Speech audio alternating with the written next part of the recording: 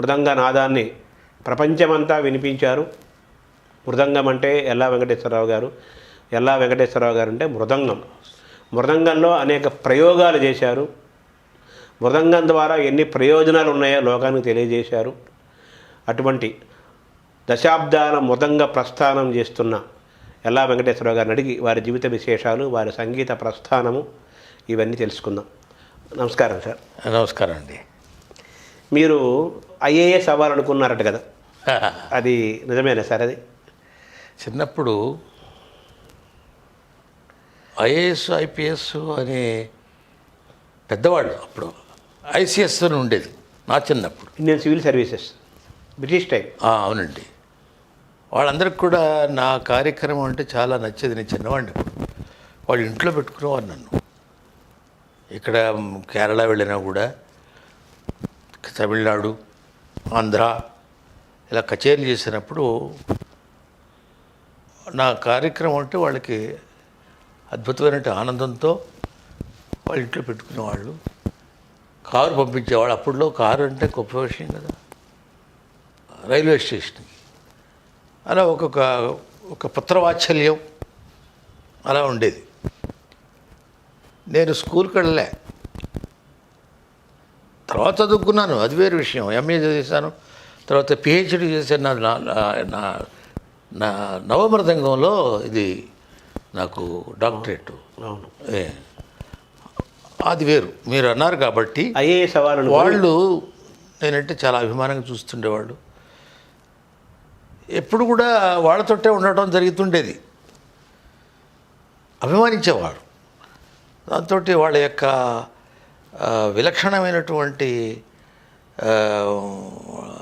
జీవనం, వాళ్ళ యొక్క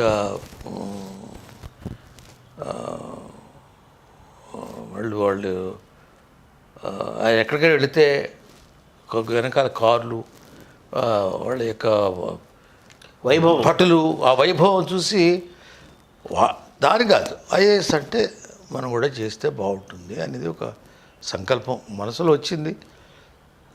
తగినట్టుగా వాళ్ళే నాకు ఎక్కువ స్నేహితులు, అభిమానిస్తారు. తర్వాత మీ జీవితం నెమ్మదిగా అది ఏర్పడింది. ప్రతి రాష్ట్రంలో కూడా ఇప్పటికీ ఉన్నారు. నేను ఫోన్లు చేస్తే పనులు అయిపోయాయి. ఉద్యోగాలు ఇచ్చేవాళ్ళు కేవలం అభిమానంతో. లేకపోతే వెళ్ళి మనం ఏదో ఫణం సమర్పించి చేసుకోవడం అలాంటివి ఎప్పుడు లేవు. అంటే ఒక కళాకారుడిగా, ఒక సరస్వతి స్వరూపంగా మిమ్మల్ని గౌరవించి మీ మాటకు వాళ్ళు విలువ ఇచ్చారు అంతే. వాడు ఎవరైతే ఉద్యోగం పొందాడో వాడు మావాడు కాదు, నా బంధువు కాదు, అభిమాని వాడు కూడా. ఇలా ఉండేది. అందుకని మా పిల్లలు ఎవరైనా ఉంటే వాళ్ళు కూడా ఐఏఎస్ అయితే బాగుంటుంది అనేది ఒక గోల్ అనుకుంటే అది మటుకు సాధ్యం కాలేదు. అది ఎందుకు మీరు ఐఏఎస్ ఎందుకు అవ్వలేకపోయారంటే మీ కుటుంబ నేపథ్యమా, పేదరికమా, లేకపోతే ఆర్థిక వాతావరణమా? పేదరికం కాదండి. ఒకటి, మా కుటుంబం సంగీత కుటుంబం, వ్యవసాయం ఉండేది, వైద్యం ఉండేది. ఇంట్లో అంతా వైద్యాలు ఇచ్చేవారు ఉచితం, ఎవరి దగ్గర డబ్బులు తీసుకోవడం కాదు. అట్లాగే ఈ సంగీతం నేర్పి, మృదంగం నేర్పి, వోకలు ఇన్స్ట్రుమెంట్లు నేర్పి ఇంట్లో భోజనం పెట్టి నేర్పేవాళ్ళు. అలాంటి పరిస్థితి. తర్వాత వారాలకి ఏర్పాటు చేసేవారు మా ఫాదర్ వాళ్ళు, మా పెద్ద తండ్రి గారు, మా గురువు గారు వాళ్ళు. ఆ ఊళ్ళో అందరికీ ఈ విద్యార్థులకు వారాలు ఇస్తుండేవారు. ఆ సంప్రదాయం అంత అద్భుతమైనది కదా. మాది వెస్ట్ గోదావరి పాలకుడేరు గ్రామం. పాలకోడేరు గ్రామం. రాజులు వాళ్ళు, జమీందారులు ఉండేవాళ్ళు. వాళ్ళు ఈ కళా పోషణ ఎక్కువ ఉండటం వలన అక్కడ హరికథలు, ఈ బుర్రకథలు, ఈ కూచిపూడి భాగవతులు, వాళ్ళ యొక్క కాలక్షేపాలు, తర్వాత పురాణ కాలక్షేపాలు ఇవన్నీ జరుగుతుంటాయి. భజన కార్యక్రమాలు. మా నాయనమ్మ గారు భజన ఇంట్లో ప్రతినిత్యం సాయంత్రం భజన ఉండేది, పూజ ఉండేది. ఆవిడ చక్కగా పాడేది. రామదాస్ కీర్తనలు కానీ, తర్వాత సంప్రదాయ కృతులు ఉంటాయి. పూర్వం ఎప్పటి నుంచో పరంపరగా వచ్చేవి. అవన్నీ పాడుతుండేది. మేలుకు పాటలు ఉదయం తెల్లవారుజామున. అప్పటి నుంచి రాత్రి పౌడర్ షాప్ కూడా వేసి పెట్టి వాడు పడుకునేది. అంటే పాలు కవ్వం చిలుకుతూ కవం చిలుగుతూ పాటలు పాడుతూ అది పైన ఉంటుంది కదా వెన్నతోటి, ఆ వెన్నతోటి నాకు అన్నం పెట్టేది. దాంట్లో రోజు మీగడ పెరుగు వేసి పెట్టేది. అదే ఇప్పటికీ నడుస్తుంది బలం. అంతకంటే మాకు ఏమిటి తెలుస్తారు. అవన్నీ కూడా తరిగిపోయాయి. అప్పట్లో ఏంటంటే వీళ్ళు ఎంతవరకు కావాలో ఆ వ్యవసాయం అంతవరకు చేసుకునేవాళ్ళు, ఉన్నది వదిలేసేవాళ్ళు. అది ఎవరి పరం అయిపోయింది. వాళ్ళు అప్పట్లో ఏంటంటే ఈ శిస్తు కట్టలేకపోయి, డబ్బులు లేవు కదా, పన్ను కట్టడం. ఏదైనా అమ్ముకుని ట్రేడింగ్ అని ఉంటే డబ్బులు వస్తాయి, ఏమైనా ఉద్యోగాలు ఉంటే డబ్బులు వస్తాయి. ఏవి లేవు. పంట తినటము, ఖర్చు పెట్టుకోవడం అంతే. ట్యాక్స్ కట్టకపోతే ఎవరు కడితే వాళ్ళకి వెళ్ళిపోయినాయి. కొన్ని గవర్నమెంట్ పాలసీలు ఉంటాయి కదా, అట్లా. దాంతో లేకపోవడం అని కాదు, ఎంతవరకు ఉండాలో చక్కగా బ్రహ్మాండమైనటువంటి ఒక పెంకుటిల్లు, 4 దాని ఏమంటారు లోపల మండు ఆలోగిలు అంటారు, అలాంటి పరిస్థితి మాది. మా తాతగారు ముత్తాతల వాళ్ళది. అక్కడే పుట్టాను నేను. మంచి పాడి పంట ఉండేది. ఎందుకు చెప్పానంటే లేక అని కాదు, ఉండి. తర్వాత 4వ సంవత్సరం నుంచి మా నాయనమ్మ గారు, అమ్మగారు వాళ్ళందరూ పాటలు భజనలకి నేను మృదంగం వాయిస్తుండేవాడిని. 3-4 సంవత్సరాలకి చిన్న మృదంగం ఉంటుంది. 7వ సంవత్సరం అప్పుడు కార్యక్రమం ఇవ్వడం ప్రారంభించాను. అప్పటి నుంచి ఇప్పటి వరకు కొనసాగుతోంది. అమ్మవారి కటాక్షం వలన, గురుగారి యొక్క అనుగ్రహం వలన, ఈ కార్యక్రమాలు ఇవ్వడం వలన సమయం లేదు. స్కూల్కి వెళ్ళి చదువుకుని చాలా నాకు అదే చదువుకోవాలి, అయితే ఇలా ఉండాలి, ఐఏఎస్ అలా ఉండాలి, లేకపోతే మంచి అద్భుతమైనటువంటి పాండిత్యం. మరి మన పాండిత్యం అంటే ఈ పాండిత్యం వచ్చింది, సంగీతం అంతేగా. దానివల్ల నాకేం ఇప్పుడు కొరత ఏమీ లేదు. వాళ్ళు కూడా అందరికి కూడా అభిమానించి ఒక 6 రాష్ట్రపతులు కానీ, 5 ప్రైమ్ మినిస్టర్లు కానీ, 14-15 మంది చీఫ్ మినిస్టర్లు నాకు సన్మానం చేసిన వాళ్ళు. 70 దేశాలు తిరిగిన వాడిని. హెల్మెట్ కోల్ జర్మనీ, అమెరికా నాకు అక్కడ పౌరసత్వం ఇచ్చారు. అలాంటి వాళ్ళు సన్మానం పొందిన వాళ్ళు నా అదృష్టం కదా. అదంతా కేవలం మృదంగం గురించే వచ్చింది.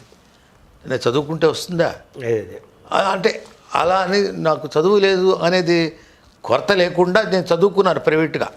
ఎంఏ చేశాను, పిహెచ్డి కూడా ఆ స్థాయి చేసుకుని దానివల్ల నాకేం ప్రయోజనం లేదు. But confidence, I'm also educated. నా అన్ఎడ్యుకేటెడ్గా ఉండకూడదు అని చదివాను. అది అంటే మీ ఐఏఎస్ పక్కకి వెళ్ళిపోవడానికి కారణం మీరు ఈ చిన్నప్పటి నుంచే సంగీత వాతావరణంలోకి రావడం వల్ల. స్కూల్కి వెళ్ళలేదు కదా, కాలేజీ లేదు, అది లేకుండా ఎలా వస్తుంది? అవును, చదువు ఉండాలి, బేసిక్ ఉండాలి కదా. అవి వెళ్ళాలి. ఊరు ఇంట్లో చదువుకుని నేను ఐఏఎస్ అవుతానంటే ఎగ్జామ్స్ రాయాలి, అన్నీ ఉంది కదా, అవే ఉంటాయి ఆ పద్ధతులు. అలా పద్ధతిగా వచ్చింది కాదు, పద్ధతిగా వచ్చింది మృతంగా వచ్చింది. ఆ భగవంతుడు ఇస్తాడు మనకు ఒక అరే దీనివల్ల నువ్వు బ్రతుకుదీర అవుతుందిరా, దీంట్లో పేరు వస్తుంది, ప్రఖ్యాతలు వస్తాయి, లేకపోతే నీకు డబ్బు వస్తుంది అని పెడతాడు. అలా వచ్చింది మృదంగం. ఐఏఎస్ పక్కకి వెళ్ళిపోయింది, మృదంగం పక్క వాయిద్యం అయింది. ప్రక్క వాయిద్యం అనేది పక్కా వాయిద్యం అనేది, పక్క వాయిద్యం ప్రధాన వాయిద్యంగా చేశారండి. అవును, అది నా కృషే. అది మళ్ళీ మీ దగ్గరకు వస్తాను నెక్స్ట్. సో ఆ విధంగా మీరు ఐఏఎస్ అంటే చాలా ఇష్టము, సివిల్ సర్వెంట్స్ చిన్నప్పుడు ఐసీఎస్ బ్రిటిష్ వాళ్ళని చూడటము, ఆ ప్రభావం అనుకున్నారు. దేశాన్ని పాలించేవాళ్ళు వాళ్ళే కదా. సంగీత వాతావరణంలోకి వీటిని వెళ్ళటం వల్ల, ఆ చదువు పక్కకి వెళ్ళటం వల్ల ఐఏఎస్ పక్కకి వెళ్ళిపోయింది, కానీ పేదరికము అది కాదన్నారు. తర్వాత మీరు ప్రారంభంలో వైలను వీణ నేర్చుకున్నారా? వోకలు బాగా ఇష్టం అండి. మా తండ్రి గారు వైలిన్ విద్వాంసులు, ఎల్లా రామమూర్తి గారు. వారు ఘంటసాల వెంకటేశ్వరరావు గారు, ఈయన నేదునూరి కృష్ణమూర్తి గారు, వీళ్ళందరూ కూడా సహాధ్యాయులు విజయనగరం కళాశాలలో ద్వారం వెంకటస్వామిరెడ్డి గారు ప్రిన్సిపల్గా ఉండేవారు. దానికి ముందు మన నారాయణ దాస్ గారు ప్రిన్సిపాల్ గారు, ఆయన మొట్టమొదటి ప్రిన్సిపాల్. తర్వాత వీరు, అప్పుడు వీరు విద్యార్థులు వీళ్ళు. దాంతో ఆ ప్రభావం పడింది. నేను సంగీతం సమకూరుస్తాను, మ్యూజిక్ డైరెక్టర్. తర్వాత కొన్ని సినిమాలు కూడా చేశాను. అనేకమైనటువంటి ఈ ఈ సంగీతం సమకూర్చడం అనేది మృదంగం విద్వాంసుడికి రాని పని. అది సంగీత జ్ఞానం ఉంటేనే కానీ రాదు. అవును, ఇంట్లో సంగీతం ఉంది కాబట్టి ఆ జ్ఞానం నాకు కలిగింది. అంటే మీరు వైలనం వీణ నేర్చుకున్నారా? ఓకల్ నేర్చుకుంటే సో నేర్చుకోలేదు, మళ్ళీ అదే వచ్చింది వినికిడి జ్ఞానం. అది వినికిడి జ్ఞానం. సో మృదంగానికి మీరు ఇంకా పర్యాపదంగా మారారు. సరే, పక్క వాయిద్యం అని ఇప్పటికీ పక్క వాయిద్యంగా చూస్తారు మృదంగం, కానీ మీరు దాన్ని ప్రధానమైన వాయిద్యంగా దాన్ని ఒక సోలోగా దాన్ని తీసుకొచ్చారు. తీసుకొచ్చి కూడా ఎన్నో సోలో ప్రక్రియ అనేది అది మరొక విద్య అది. అవును, దీంట్లోనే అవును. ఇప్పుడు సంగీతం కచేరీలు ఏమవుతుంది, రాగాలు ఉంటాయి, కీర్తనలు ఉంటాయి, స్వరాలు ఉంటాయి, నెరవులు ఉంటాయి, తర్వాత మరి అన్నమాచార్య కీర్తనలు కానీ రామదాస్ కీర్తనలు కానీ అలా రకరకాలుగా అనేక రాగాలతో సమ్మేళనంతో ఆ కార్యక్రమం ఉంటుంది. వైలిన్ ఉంటుంది, మృదంగం ఉంటుంది, అనేక ప్రక్కవాద్యాలు ఉంటాయి. మరి కేవలం మృదంగంతో పలికించాలంటే దానికి ఒక సిస్టమ్ క్రియేట్ చేసుకున్నాం. అంటే ఏమిటి, ప్రజల్లోకి వెళ్ళాలి, ప్రజలు వినాలంటే దాంట్లో రాగాలు రావాలి, వినేటట్టు ఉండాలి కదా. ఆకర్షణ లేకపోతే ఎవరు కూర్చోరు. ఇప్పుడు టీవీలో వచ్చి అనుకుంటే వింటారు, మృదంగం ఉంటాయి, లేకపోతే కట్టేస్తాడు వాడు, ఇంకో ఛానల్ పెట్టుకుంటాడు. అలా లేకుండా ఏకాగ్రతతో వినేది ఇట్లట్లుగా చేశాను మృదంగం. మీరు ఏ వయసులో మొత్తం నేర్చుకున్నారు? మీ గురువు ఎవరు సార్? మా పెద్ద తండ్రి గారు ఎల్లా సోమన్ గారు. వారు మొదట కోలంక వెంకటరాజు గారు అని ఒక విద్వాంసులు ఉండేవారు. విజయనగరం మ్యూజిక్ కాలేజీలో ఆయన లెక్చరర్ అయ్యేవారు. చాలా పెద్ద విద్వాంసులు ఆయన దగ్గర. తర్వాత పాల్ఘాట్ మణేర్ గారు అని తంజావూరు బాణి, అక్కడికి వెళ్ళి నేర్చుకున్నారు ఆయన, ఎల్లా సోమన్ గారు. ఆ వారు చాలామంది విద్యార్థులను తయారు చేశారు. అందులో నేను ఒకడిని. నన్ను పెంచుకున్నారు కూడా, వారికి పిల్లలు లేకపోతే దత్తు తీసుకు. ఆయన తమ్ముడు కొడుకుని నేను, రామమూర్తి గారు. వీరు వైలిన్ విద్వాంసులు, వారు మృదంగం. మా తాతగారు మృదంగం, చిన్న తాతగారు మృదంగం. అట్లా చిన్న తాతగారు కొడుకు కూడా మృదంగమే. ఆయన మ్యూజిక్ కాలేజీలో కూడా చేశాడు ఆయన, మాణిక్యాలరావు గారని. ఎలా వారు వంశీ చాలా పెద్దది. ఇంకొక జ్ఞాతులు ఉంటారు కదా, వారే ఐఏఎస్లు ఉన్నారు. తర్వాత యూనివర్సిటీ ప్రొఫెసర్స్ కానీ లేకపోతే డాక్టర్స్ వృత్తి ఎక్కువ ఉన్నారు ఎల్లవారిలో. అట్లా వివిధ ఇంజనీర్స్ ఎక్కువ ఉన్నారు ఇప్పుడు. మన వాళ్ళందరూ ఇంజనీర్లే. అట్లా ఒక అల్లుడు డాక్టర్, ఒక అల్లుడు ఇంజనీర్, సాఫ్ట్వేర్ ఇంజనీర్. చెప్పండి. అదే, సో మీకు ఏ వయసులో మీరు నేర్చుకున్నారు సార్? 7వ సంవత్సరం అప్పుడు నేను ప్రథమ కార్యక్రమం ఇవ్వడం జరిగింది. వినాయక చవితి రోజున. ప్రదర్శనే నేర్చుకోలేదు, తర్వాత నేర్చుకున్నాను. అంటే వారికి ఏంటంటే 7వ సంవత్సరం కదా, వీడు చదివించాలనుకునేవారు. ఈ చదువు వచ్చింది అంటే ఎలా అబ్బింది అనుకుంటారు మీరు. మా పెత్తండ్రి గారి శిష్యులు ఉండేవారు, నేర్పుతుండేవారు. అంతా నేను అవగాహన చేసుకుని నేను వాయించేసేవాడిని. ఇంట్లో ఉండేది కదా మృదంగం అది. కాబట్టి ఆ కచేరీ కూడా అద్భుతంగా జరిగింది. అక్కడి నుంచి ప్రారంభమైంది నాది. ఇప్పుడు మీ ఇంట్లో తరతరాలుగా మీ ఇంట్లో సంగీతం ఉంది కదా, కొన్ని తరాలుగా. అవునండి. అంటే మీ గతంలో మీ పూర్వీకులు ఏదైనా ఆస్థాన విద్వాంసులు గాను లేకపోతే ఇలా చేసి? మా తండ్రి గారు ఆస్థాన విద్వాంసులుగా ఏం కాదు, కానీ పిఠాపురం రాజా, ఆ తర్వాత ఇక్కడ చల్లపల్లి రాజా, విజయనగరం, ఇక్కడ ధర్మవరం, ధర్మపురి ఆ స్థానాల్లో వెళ్ళి కార్యక్రమాలు ఇవ్వడం. అట్లాగే మైసూర్ మహారాజా ఆ స్థానాల్లో, తిరువాన్కూర్ మహారాజా నాకు కూడా సన్మానం చేశారు వాళ్ళు. తర్వాత కాలంలో. అంతేగాని ఆస్థాన విద్వాంసులు కాదు. వారు తెలుగు ఆకాశవాణిలో పనిచేశారండి. మృదంగ విద్వాంసులుగా విజయవాడ రేడియో స్టేషన్లో పనిచేశారు. అంటే మొట్టమొదటి మీకు చిన్న వయసులోనే ఉద్యోగం వచ్చిందట కదా? అవునండి. 16 సంవత్సరంలో నాకు రాష్ట్రపతి అవార్డు వచ్చింది 1961. డాక్టర్ సర్వేపల్లి రాధాకృష్ణన్ గారు ఢిల్లీలో నాకు బహుమతి ప్రదానం చేశారు. అక్కడి నుంచి నా స్థాయి చాలా పెరిగింది. నేషనల్ అండ్ ఇంటర్నేషనల్కి వెళ్ళింది. నేను ఫస్ట్ ఆల్ ఇండియా ఫస్ట్ అనమాట. గోల్డ్ మెడల్, బంగారు పథకం ఇచ్చారు. సర్వేపల్లి రాధాకృష్ణ గారి చేతుల మీదుగా మీరు బంగారు పథకం మొదట వారిది. అక్కడి నుంచి ఇంకా నా ప్రస్థానం సాగుతోంది. ఆకాశవాణిలో ఉద్యోగం రావడంలో పాత్ర ఉంది. దాని తర్వాత పిలిచి ఇవ్వడం జరిగింది ఆకాశవాణి విజయవాడ కేంద్రం. ఆ తర్వాత మళ్ళీ హైదరాబాద్కి నన్ను తీసుకువెళ్ళారు. దేర్ రిక్వెస్ట్, నాది కాదు. వెళ్ళాం, అక్కడి నుంచి సెటిల్ అయ్యాం. బెదవాడ గోపాలరెడ్డి గారి పాత్ర ఏమైనా ఉందా మీ ఉద్యోగం? ఉందండి. చాలా బాగా అడిగారే. ఆయనే నన్ను అపాయింట్ చేసింది. వారు చాలా ఈ కళలంటే చాలా అభిమానం. బాలమురళీకృష్ణ గారికి ఉద్యోగం ఇచ్చింది కూడా ఆయనే. ఆయన మంత్రిగా ఉండే యూనియన్ మినిస్టర్, ఆయన సెంట్రల్ మినిస్టర్. ఈ కళలంటే చాలా అభిమానం వారికి. రవీంద్ర భారతి స్టేడియం ఆయన, మన ఆడిటోరియం కట్టించింది వారే. అప్పుడు దామోదరం సంజీవయ్య గారు ముఖ్యమంత్రి గారు, మన పివి నరసింహారావు గారు మంత్రివర్యులు, ఎడ్యుకేషన్ మినిస్టర్.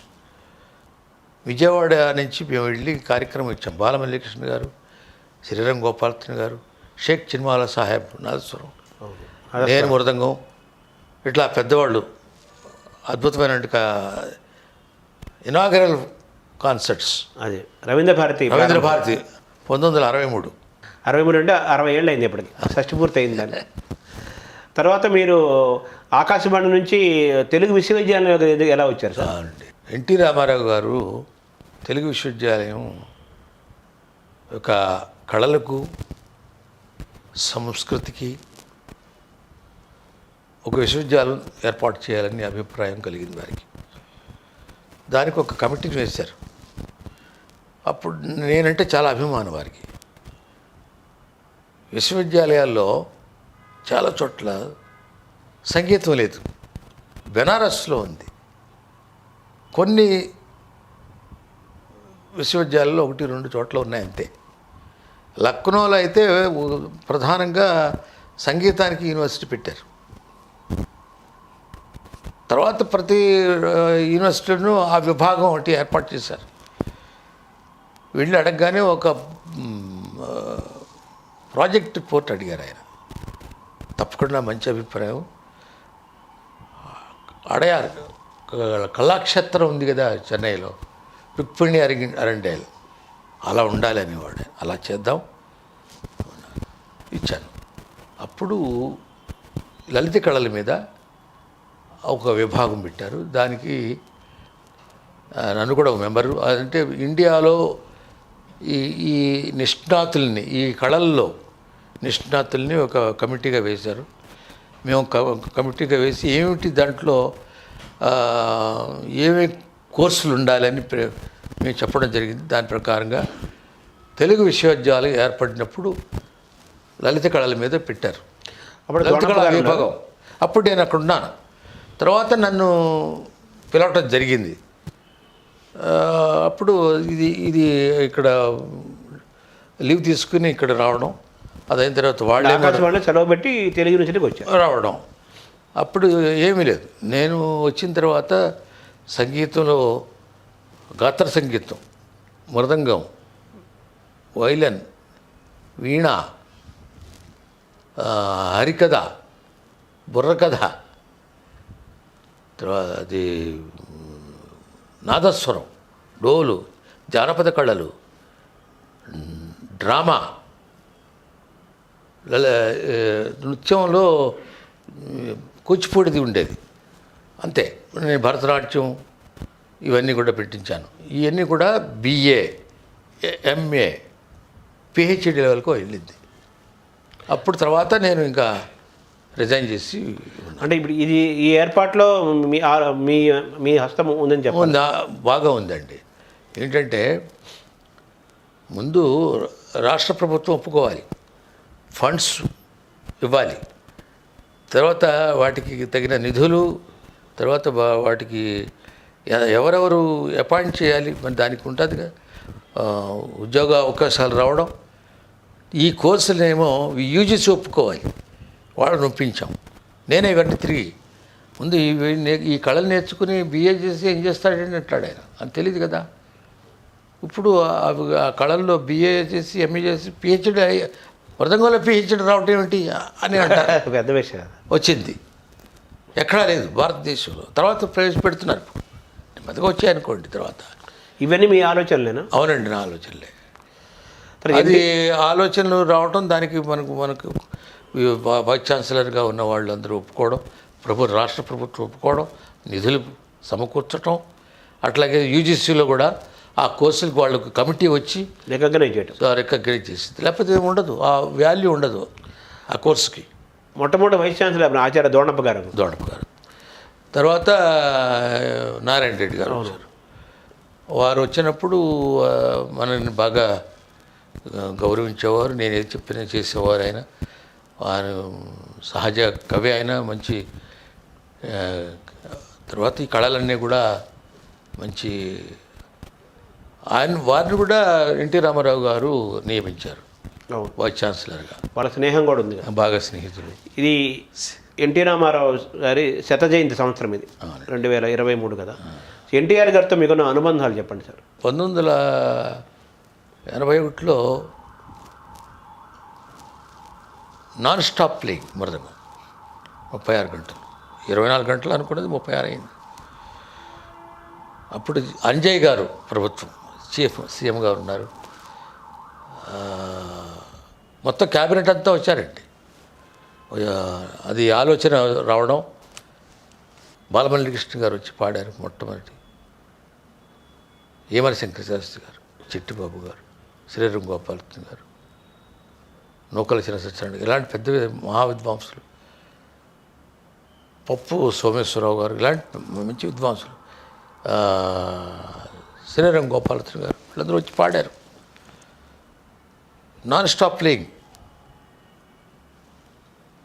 ఎన్టీ రామారావు గారికి అప్పుడే తెలుగుదేశం అనేది ఆవిర్భావం అయింది, 82 ప్రాంతం. తర్వాత వారింట్లో చంద్రబాబు నాయుడు గారి వివాహానికి నా కార్యక్రమం పెట్టారు, నవమృదంగం అనేది. అంటే ఆ నవమృదంగం ఆలోచన ఎవరిది సార్? నాదే. అదే మొట్టమొదటి ప్రదర్శన, నవమృదంగ ప్రదర్శన 77లో ప్రారంభం. 75 రీసెర్చ్ ఓరియంటెడ్ అది. అందులో అది ప్రదర్శన పెట్టారు చంద్రబాబు. మెడ్రాస్, చెన్నై తీసుకెళ్లారు ప్రత్యేకంగా. నాకు ఎస్కార్ట్లు 2.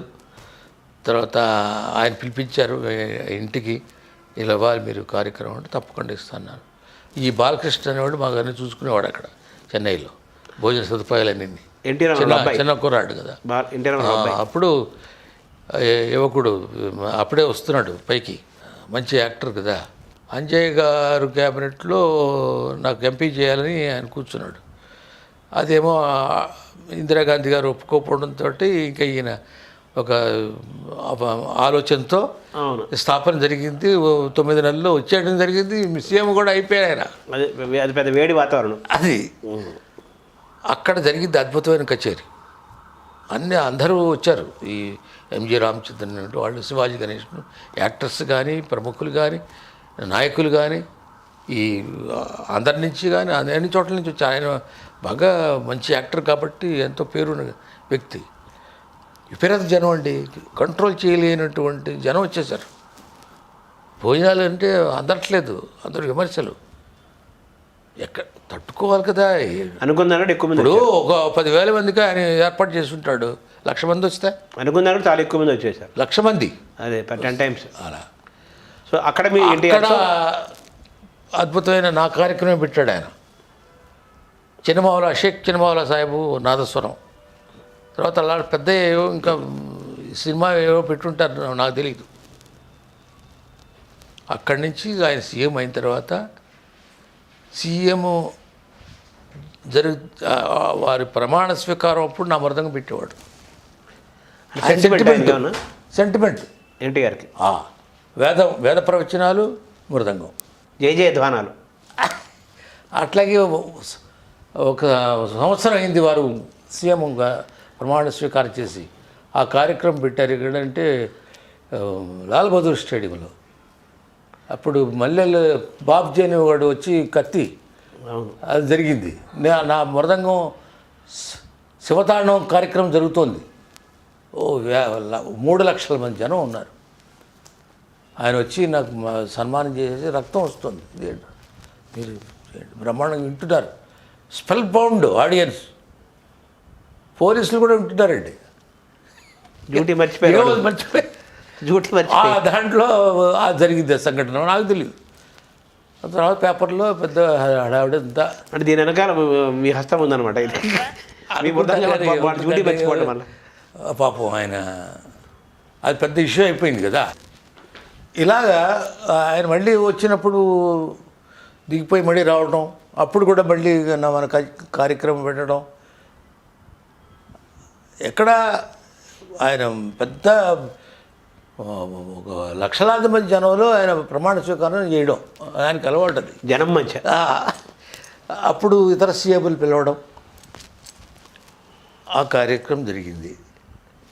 అప్పుడే ఈ కార్యక్రమం ప్రవేశమైంది. ఇక్కడ మహిళా యూనివర్సిటీ పెట్టారు ఆయన, వారిదే సంకల్పం. దాంట్లో వీసీ గారు ఒక ఆవిడ వచ్చారు, ఆవిడతో చెప్పి సంగీతం నృత్యం ఉండాలి లేడీస్ కాబట్టి పెట్టమని పెట్టారు. జరుగుతుంది. అట్లాగే ఆంధ్ర యూనివర్సిటీ గోపాలకృష్ణారెడ్డి గారు ఉన్నప్పుడు, మధ్య గోపాలకృష్ణ గారు, ఆయన చాలా బాగా చేసేవాడు. ఆయన అక్కడ కూడా ఫ్యాకల్టీ పెట్టించారు. ఇట్లా చాలా చేసామనుకోండి. అంటే ఎన్టీఆర్ తన మంది పడుతున్నాను. ఎన్టీఆర్ నేనంటే చాలా అభిమానం. మరి సినిమాలో కూడా నేను రూపకల్పన చేసిన 2 ఐటెంలు పెట్టారు ఆయన. దశావతారాలతోటి, ఇంకోటి నృత్యం తోటి నేను కంపోజ్ చేసినాయి. విశ్వామిత్ర విశ్వామిత్ర. తర్వాత సప్తపదిలో ఒక ఇవ్వడం జరిగింది మ్యూజిక్. 36 అవర్స్ అప్పుడే విశ్వనాథ్ గారు కూడా వచ్చి విన్నారు రాత్రి. అది ఆయన నెక్స్ట్ శంకరాభరణం తర్వాత ఇదే సినిమా తీశారు, సప్తపది. దాంట్లో నన్ను అడిగారు. జంధ్యాల గారు మా ఇంటికి వచ్చారు, వచ్చి నన్ను తీసుకెళ్ళారు మెడ్రాసు. ఇది నాకు కావాలి అని చెప్పాడు. నీకు ఏంటంటే గుడిలో ఆమె నృత్యం చేస్తుంది, నేను కంపోజ్ చేశాను. అది అట్లా వేదానికి ఆయన స్వామిజీ గారు నృత్యం చేయమంటాడు. జాత వేద ఇది ఉంది కదా అమ్మవారిది, అది నృత్యానికి ఆ మృదంగం అది వినే ఉంటారు. అవును, విన్నాను. శ్రీ సూక్తం, అవును, ఇలాంటివి 3. తర్వాత ఐగిరిడందని, అవును, జమ్ అని అది ఆడింది, మంచి పేరు వచ్చింది. అంటే ఎన్టీఆర్ తోటి ఎన్టీఆర్ రాష్ట్ర ప్రభుత్వంతో చేసే కార్యక్రమాలు నా కార్యక్రమం ఉండవలసిందే. ఆయన ఎన్టీఆర్ ఏ కార్యక్రమం చేసినా కానీ మీ మృదంగంతో ప్రారంభం. వాళ్ళ ఇంట్లో పెళ్ళిళ్ళు కూడా నేనే నా కార్యక్రమం. సో ఎన్టీఆర్తో అనుమానం. తర్వాత మీరు సినిమాల్లోకి రావడానికి కారణము, సినిమాలు 2 సినిమాలు చేశారన్నారు కదా, సంగీతం ఎవరు ప్రేరణిస్తారు? మొట్టమొదటి ఎవరు చేశారు అది? మన భద్రం కొడుకు ఫస్ట్ అదేనా? చిల్డ్రన్ మూవీ, అది అవార్డులు కూడా వచ్చినాయి. అవును, సప్తపది, అది విశ్వామిత్ర, సప్తపది, భద్రం కొడుకు 3 వచ్చినాయి. కానీ మీ ఫస్ట్ ఎవరంటున్నారు మీకు సినిమా సంగీతం మీద జయించాలని ఆలోచన వచ్చిన వాళ్ళు? విశ్వనాథ్ గారు. సో విశ్వనాథ్ గారితో మీ అనుబంధం చెప్పండి సార్. ఆయన ఇటీవల ఆయన వెళ్ళిపోయారు కదా. చాలా ఇష్టం. తర్వాత వారి 2-3 చోట్ల ఇంటర్వ్యూల్లో నా పేరు కూడా చెప్పారా అని విన్నాను, నాకు తెలియదు. అభిమానం నేనంటే, అభిమానికి కొలబద్దే ఉంటుంది. అవును, హృదయమే. కాబట్టి ఎందుకు అభిమానం అంటే నా మృదంగం అంటే అభిమానం. నేను కాదు, నా మృదంగం నా విద్య. సో అలా సినిమాల్లో ఒక 3 సినిమాలకు మీరు సంగీత దర్శకత్వం వహించే అవకాశం వచ్చింది. ఒకటి తర్వాత వచ్చాయి కానీ నేను వెళ్ళలేదు. ఇప్పుడు ఎందుకని మీరు ఎందుకని వెళ్ళలేదంటే అది మహాసముద్రం లాంటిది. ఇక్కడేమో చాలా పెద్ద స్థాయిలో ఉన్నాను, అక్కడ చిన్న స్థాయి నుంచి ప్రారంభించాలి. నాకు నచ్చదు. ఈ గౌరవంగా పిలుచుకెళ్ళారు, అయిపోయింది. అదే ఇది మళ్ళీ ప్రారంభం దశ, అది ఫెయిల్ అయింది అనుకుంటే మళ్ళీ చూడవుడు. అవును, వెనక్కి వెళ్ళిపోతాం. ఇవన్నీ నా మృదంగంతో వెనక్కి వెళ్ళిపోతుంది. అది ఎందుకు మనకి? అదే మీరు ఒక రంగంలో గౌరవమైన స్థానంలో ఉన్నప్పుడు దాన్ని కాపాడుకోవడం మంచిదని. బాగా పాడతాను, మ్యూజిక్ డైరెక్ట్ చేస్తానండి. ఒక 100 ఐటమ్స్ నేను కంపోజ్ చేసినవి, అంటే ఈ స్వరపరిచినవి అదర్జాని సినిమా చేసిన ఆకాశవాణిలో ఇప్పటికీ ప్రసారం అవుతుంటాయి. తర్వాత ఈ వాద్య సమ్మేళనంతో చేస్తుంటాను, కార్యక్రమాలు ఇస్తుంటాను. మృదంగం మెయిన్గా పెట్టి ఒక 100 ఇన్స్ట్రుమెంట్స్ పెట్టాను. తర్వాత ఒక నృత్యం, ఇన్స్ట్రుమెంట్లు, గాత్రం ఒక 300 మందితో చేస్తుంది. అది ఒక పెద్ద కార్యక్రమం, మెగా కార్యక్రమం. ఇలాంటి ప్రయోగాలు చేశాను. నవమృదంగం, తర్వాత జుగల్బందీ. అది అవును, మృదంగం అనేది ఒక పక్క వాయిద్యంగా ఉండే స్థాయి నుంచి దానికి ఒక ప్రధానమైన ఒక స్థాయికి దాన్ని తీసుకొచ్చి ఒక అంతర్జాతీయమైన ఖ్యాతి తీసుకురావడం, అనేక ప్రయోగాలు చేయడం, ఇవన్నీ చేశారు కదా. దీని వెనకాల మీకు ఏమైనా కసి ఉందా? ఒక పట్టుదల? మంచి ప్రశ్న ఇది. కసి అని కాదు, ఆవేదన. నెంబర్ 1, ప్రధానంగా గాత్రం ఉంటుంది, లేకపోతే ప్రధాన వాద్యం వైలెన్, వీణ ఉంటాయి. ప్రక్క వాద్యం ఇది సపోర్టింగ్ ఇన్స్ట్రుమెంట్. దీనికి ఉపప్రక్క వాద్యాలు అంటారు, ఘటం, మోర్సింగ్, ఇవన్నీ ఉంటాయి. ఓకలికి ఎవరు? వైలెన్ రెండవ వాడు, రెండవ స్థానం. మూడవ స్థానం మృదంగం. ప్రథమ తాంబూలం ఎవరికి వెళుతుంది? వెళుతుంది, సహజంగా వెళ్ళాలి, దాని గురించి కాదు. ఆయనకు ఒక 1016 స్థాయిలో ఇస్తుంటే వీడికి 10 రూపాయలు 20 రూపాయలు ఇస్తారు. అంత తేడా ఉంది. ఈ వ్యత్యాసం మన శంకరాభరణం విశ్వనాథ్ గారు చూపించాడు. ఆయన గుర్రబండి, కార్లు ఎడుతుంటాడు, సైకిల్, రిక్షాలు ఎడుతుంటాడు, మృదంగం వాడు. అదే న్యాచురల్ జరిగింది. మీరు అలా జరిగేది మీకు కూడా? నాకు జరగలే. పోటీగా నేను కూడా వెళ్ళేవాడిని, నా సొంత డబ్బులతోటే. ఫస్ట్ క్లాస్లో అంటే ఫస్ట్ క్లాస్ వెళ్ళేవాడిని నేను. అంటే మనం ఎవరికంటే తక్కువ కాదని. అది అంటే మృదంగం నేను కాదు, అదే మృదంగం. అంటే మృదంగం లేకుండా కచేరీ జరగదు. ఎంతసేపు పాడతాడు వాడు మాత్రం. రాగం పాడుకోవాలి, రాగంతో కచేరీ అవుతుందా? అవదు. రాగం ఉండాలి, కీర్తన ఉండాలి, నెరవలు ఉండాలి, స్వరం ఉండాలి. ఎన్నున్నాయి, ఎన్ని రచనలు పాడుతుంటాడు. భక్తి సంగీతం ఉంటుంది. మంగళమని ఒక సహకార వాయిద్యం కదా ఇక్కడ. దాని తర్వాత ట్రీట్మెంట్లో అది అంటే అలా మొట్టమొదటి నుంచి ఒక ఏళ్ల తరబడి అలా వస్తుంది, దశాబ్దాలుగా వస్తున్నది. అంటే దానివల్ల గాత్ర విద్వాంసుడే. దాని వలన నాకేమీ ఈర్ష్యాభావం ఏమీ లేదు. ఇంత కష్టపడి మనం చేస్తున్నామే, ఆ మృదంగాన్ని పవిత్రంగా చూసుకోవాలి. సొగసుగా మృదంగ తాళం అని త్యాగరాజస్వామి వారు అన్నారు. ఇలాంటి మృదంగం గురించి ఎంతో కవులు చెప్పారు, మహాకవులు చెప్పారు. దీనికి మరి ప్రాధాన్యత ఎవరు?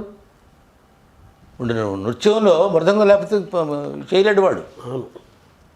పాట లేపనే చేయొచ్చు, మృదంగం లయ కావాలి కదా. మృదంగం నట్టువాంగం ప్రధానం. అలాగే ఏదొచ్చిన భజన అయినా ఇంకోటి అయినా మృదంగం ఇది లయ ప్రధానం. ఏంటి యూనివర్సల్గా ఇక్కడే కాదు, ఒకడు ఇంకో తబలా వాయిస్తాడు నార్త్లో, ఇంకోటి ఎక్కడో డోలకు వాయించుకుంటాడు, ఇంకోటి ఏదో డ్రమ్స్ వాయిస్తాడు, అవి లయవాయిద్యం. అది ఇక్కడ మనకి మన భారతీయ సంగీతంలో మృదంగం ప్రధానం, వంశపరంపరంగా వస్తుంది, వేలాది సంవత్సరాల నుంచి వస్తుంది. నాదం, వేదం, నాదం నుంచి పుట్టింది ఓంకారం, ఓంకారం నుంచి వచ్చింది ఇవన్నీ, ఈ సంగీతం ఉద్భవించింది. మరి మృదంగం అంటే అతి పవిత్రమైనటువంటి వాయిద్యం. దీనికి ఇంత చౌకబారుగా చూసుకున్నారు వాళ్ళు. వాళ్ళ గురించి పేర్లు కూడా ఉచ్చరించరు. వాళ్ళ పేరు కూడా సహకార వాద్యంగా పేరు కూడా చెప్పరండి, పట్టించుకోరు. ఏదో అసిస్టెంట్ లాగా వాళ్ళకి, అసిస్టెంట్ కూడా కాదు, అదే బాయ్ లాగా, దానికంటే హీనం. అదే అలా చూసేవాళ్ళు అప్పుడు. తర్వాత కచేరీలో ఓ పెద్దవాళ్ళే ఈయన తనియావర్తనను ఇస్తారు ఓ మృదంగానికి మధ్యలో. అంటే ఆయనకేమో విశ్రాంతి, పాడే గాయకుడికి అలసిపోయాడు, ఇది విశ్రాంతి వాద్యం కింద అయిపోయింది. వాళ్ళు తెర వేసేసేవాళ్ళు, ఆడియన్స్ వెళ్ళిపోయేవారు. అది బ్రేక్గా అక్కడ వెళ్ళి బయటకు వెళ్ళడం, లేకపోతే ఇంటర్వెల్లాగా అనుకుని సినిమాల్లో ఇంటర్వెల్ ఆ మాదిరిగా తయారైంది. నాకు సహించలేదు. దేనిని ప్రధాన వాద్యంగా తీర్చిదిద్దాలి, అందులో నుంచి వచ్చింది మీకు పుట్టింది. దానికి ప్రత్యేకమైనటువంటి ఒక తయారు చేసుకోవాలి కదా, ఒక వ్యూహం నిర్మాణం చేయాలి కదా. నిర్మాణం చేయాలి. ప్రథమంగా ఎలా ఉండాలి, మధ్యస్థిలా ఉండాలి, చివరిలా ఉండాలి. ఇన్ని భాగాలు. ఒక కీర్తన ఉందనుకోండి, ఒక స్వరూపం, దాన్ని అలా తయారు చేసుకున్నాను. ఈ చేసుకున్నప్పుడు చాలా విమర్శలు వచ్చాయి. నన్ను ప్రకవాద్యంగా పిలిచేవాళ్ళు కాదు గాయకులు. మొట్టమొదటిగా నేషనల్ ప్రోగ్రాం వచ్చింది నా మృదంగం నాకు. అది అమ్మవారు చేసిందే. సంగీత సమ్మేళన కార్యక్రమం వచ్చింది నేనే, నాతోటి ప్రారంభమైంది అది. నేషనల్ లెవెల్లో, ఇంటర్నేషనల్ లెవెల్లో కూడా. ఇంటర్నేషనల్ 70 దేశాలు వెళ్ళానంటే నేను కొన్ని 2-3 ప్రకవాద్యంగా వెళ్ళటం కానీ అన్నీ సోలోలే. అంటే మీకు ఈ మృదంగాన్ని ఒక ప్రత్యేకత తీసుకురావాలి. ఎట్లా ఉందేంటి సార్, ఇది చాలా విచిత్రం. అంటే మీరు ఇంకో రకంగా అనుకోకూడదు. ఎందుకంటే ఎవరి మీద ద్వేషంతో కాదు, ఏదే మృదంగిస్ట్గా నేను అనుభవించాను. నాకు అలాంటి పరం జరగలే, బట్ ఎవరికో జరిగింది చూశాను నేను. అది రిక్షాలో వెళ్ళడం, సైకిల్ మీద కట్టుకుని మృదంగం.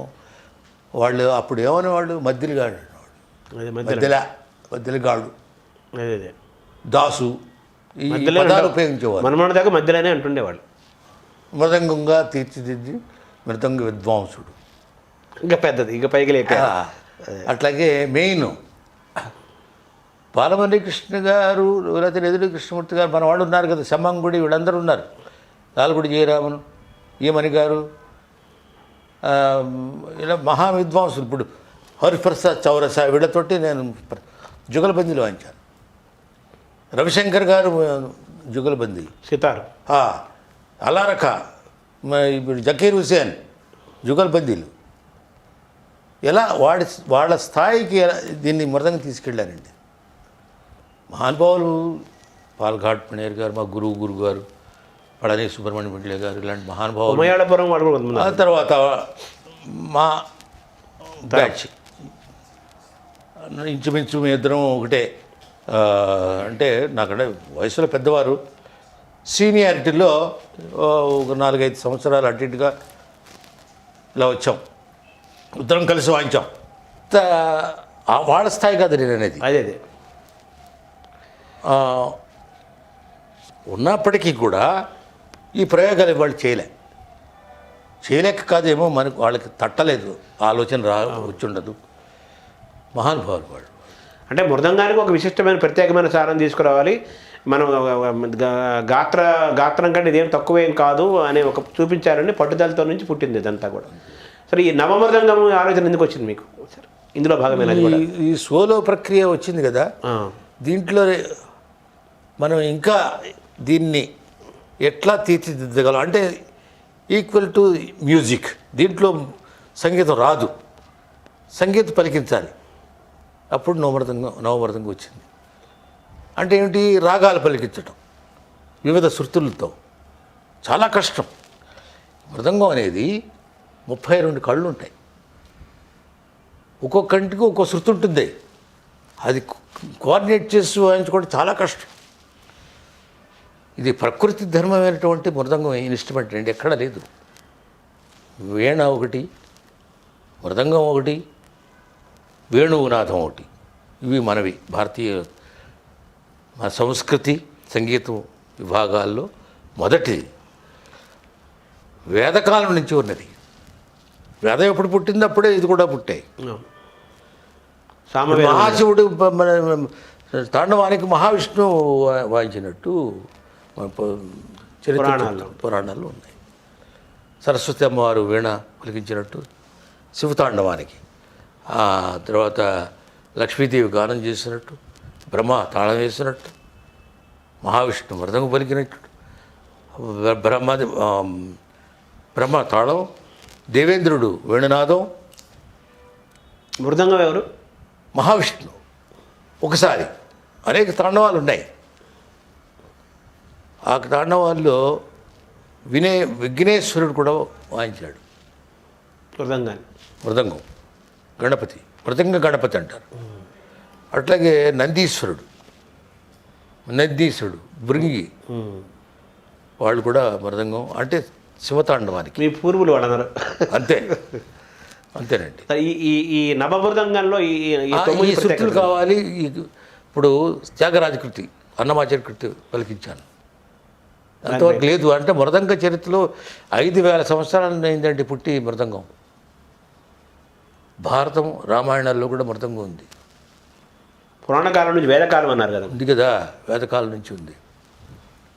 ఇప్పటిది కాదు అది.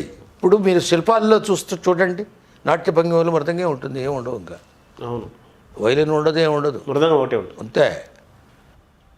సో ఈ నవ మృదంగాల్లో తాళం వేసినట్టు ఉంటుంది. ఈ 9 ఏమేమి తీసుకున్నారు సార్ నవ మృదంగాల్లో? నవమృదంగం అనేది దీనికి ఒక ఈ నవగ్రహాలు లయబద్ధంగా ఉంటాయి, లయబద్ధంగా తిరుగుతుంది. మన జాతకాలు కూడా లయ. జాతకాలు అంటే ఇవంతా గణిత శాస్త్రం, మ్యాథమెటిక్స్. గణిత శాస్త్రానికి ఈ లయకు సంబంధం ఉంది. ఇప్పుడు ఏదైనా మీరు ఒక శ్లోకం అలా గణాలు ఉంటాయి కదా, అవే గణిత శాస్త్రం. అదే ఇది కూడా మృదంగం శాస్త్రం.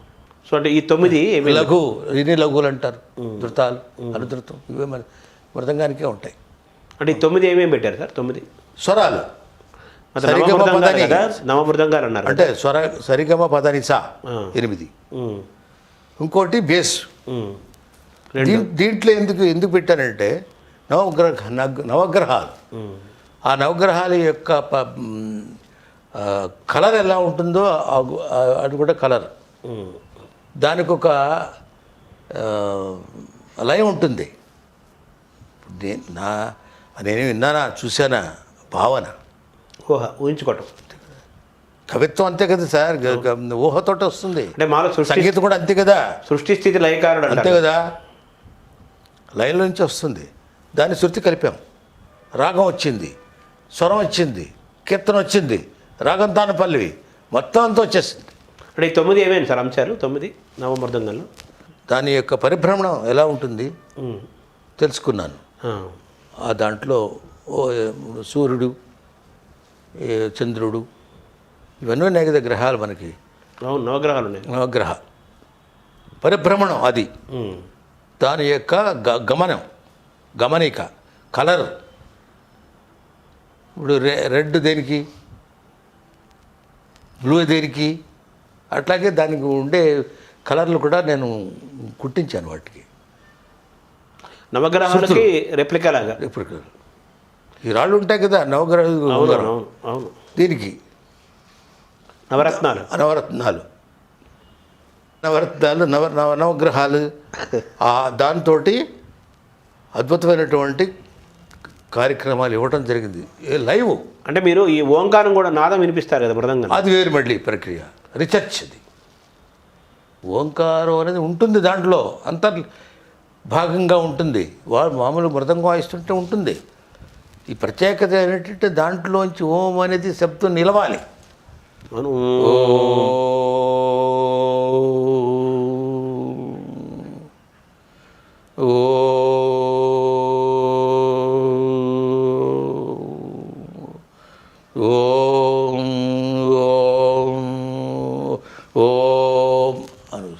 అంటే మనిషి శరీరం నుంచి నాభి నుంచి ఓంకారం వచ్చినట్టుగానే అంతే. మృదంగంలో నుంచి అది ఒక శరీరం, మృదంగం ఒక శరీరం అయింది అప్పుడు. ఏంటంటే అది ట్రావెల్ చేస్తుందండి, వాళ్ళకి తెలియదు.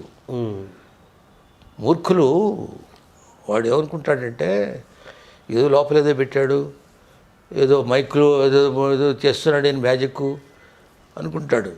ఇది ట్రావెల్ చేస్తుంది ఎడం కుడి. మృదంగం అంటే ఏమిటనుకుంటున్నారు మీరు?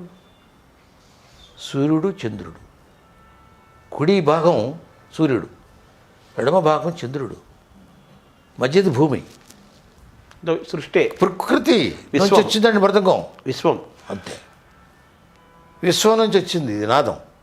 ఎక్కడి నుంచి వస్తుంది? అంటే దానికి వాడే కర్ర కానీ దానికి వాడే తోలు కానీ అదంతా అదన్నీ కూడా కర్ర ఎక్కడి నుంచి? అడవుల నుంచి వస్తుంది. ఇది మధ్యలో నల్లగా ఉంటుంది చూసారా, అవును బ్లాక్, అది భూమి నుంచి వస్తుంది. అన్ని చోట్ల దొరకతుంది. ఈ ఈ వార్లు అంటారు, అవును ఇవి జంతువుల యొక్క చర్మాలు అనేక రకాలుగా వాడేవారు. జింక చర్మం అది ఎప్పుడు వేదకాలంలో వాళ్ళు యజ్ఞాలు చేస్తూ వాటిని చూసుకు వాటిని కట్టేవాళ్ళు. ఇవన్నీ చాలా పెద్ద ఏమంటారు సైన్స్ అండి ఇది, అవును. అద్భుతమైన సైన్స్. అది నాతో రాదు. అంటే ఈ నవమృదంగాలు అనేది కూడా మీకు వచ్చిన ఆలోచనే. అంతే. ఇప్పుడు ఓంకారం వచ్చిన ఆలోచన ఎలా వచ్చింది? ప్రణవం ఓం అంటారు. అంతే. అంటే మొత్తం ఈ సృష్టి అంతా ఓంకారం నుంచి అంటారు కదా. తర్వాత నేను అప్పుడప్పుడు నా ఆలోచనలో సూర్యుడి యొక్క పరిభ్రమణం, కాంతి, ఉగ్రరూపం, శాంతం, ఇవన్నీ ఎలా వస్తాయి? దాంట్లో పలికిస్తాను నేను. ఇమాజినేషన్. ఊహ కవులు ఎలా ఊహించుకుంటారో అలా మీరు. అట్లాగే ఎడమ భాగంలో భూమి, చంద్రుడు చల్లగా ఉంటాడు. అవును, సూర్యచంద్రులు అన్నారు కదా. సూర్యచంద్రుడు. ఇవన్నీ పెట్టుకుని నేను దాన్ని ఒక రూపంగా తయారు చేసుకున్నాను. అంటే వేదాన్ని శాస్త్రాన్ని మిళితం చేశారు, విశ్వాన్ని ఓంకారాన్ని కలిపారు. ప్రకృతి అంటే ప్రకృతి. ప్రకృతి. తర్వాత మీరు ఇది శివతాండవం, మృదంగం కూడా ప్రకృతి వచ్చేది. అది అంత ప్రకృతే కదా అంత. ఆవిర్భావం. అవును, ఓంకారం. ఈ శివతాండవము, శివతాండవం అనేది నవవిధములైనటువంటి తాండవాలు ఉన్నట్టు మన శాస్త్రంలో ఇది డమరకం ఉండదు. ఉంటుంది. అన్నీ ఉంటాయి. అనే వాద్యాలతో శివుడి యొక్క తాండవం ఎలా అంటే శ్లోకాలు పెట్టి దాని చరిత్ర చెబుతూ ఎవరెవరు దాంట్లో పాల్గొన్నారు శ్లోకాలు ఉన్నాయి మనకి. అట్లాగే నమకం చమకం చేస్తూ ఈ మృదంగంతో తాండవం వివిధ జతులతో, అనేక జతులు, అనేక ధ్వనులు ఆడుతూ శివతాండవం అనేది ఒక రూపకల్పన చేయడం జరిగింది. దానికి నేషనల్, ఇంటర్నేషనల్ అవార్డ్స్ వచ్చినాయి. అంటే ఈ శివతాండవాన్ని లైవ్లో రికార్డ్ చేయాలనేది మీ సంకల్పం కదా, అది నెరవేరిందా? అది ఇంకా దరిదాపులో ఉంది. దానికి ఏంటంటే పెద్దవాళ్ళందరితోటి చేయించాలనుకుంటున్నాను. ఫ్లూట్ అంటే దేవేంద్రుడు అన్నాను కదా, చౌరస్య అలాంటి వాడిని పెట్టి చేయాలి. అదే జకీర్ హుస్సేన్ పిలిచి నువ్వు కూడా ఒకటి నేను తయారు చేసి ఇస్తాను, అతను వాయిస్తాడు. అలా పెద్దవాళ్ళతోటి చేస్తే అది ఎప్పుడు కూడా శాశ్వతంగా ఉంటుంది. ఈ ప్రాజెక్ట్ ఎప్పటికీ అవుతుంది? నిధులు కావాలి, ఎవరైనా స్పాన్సర్ చేసి చేయగలుగుతాం.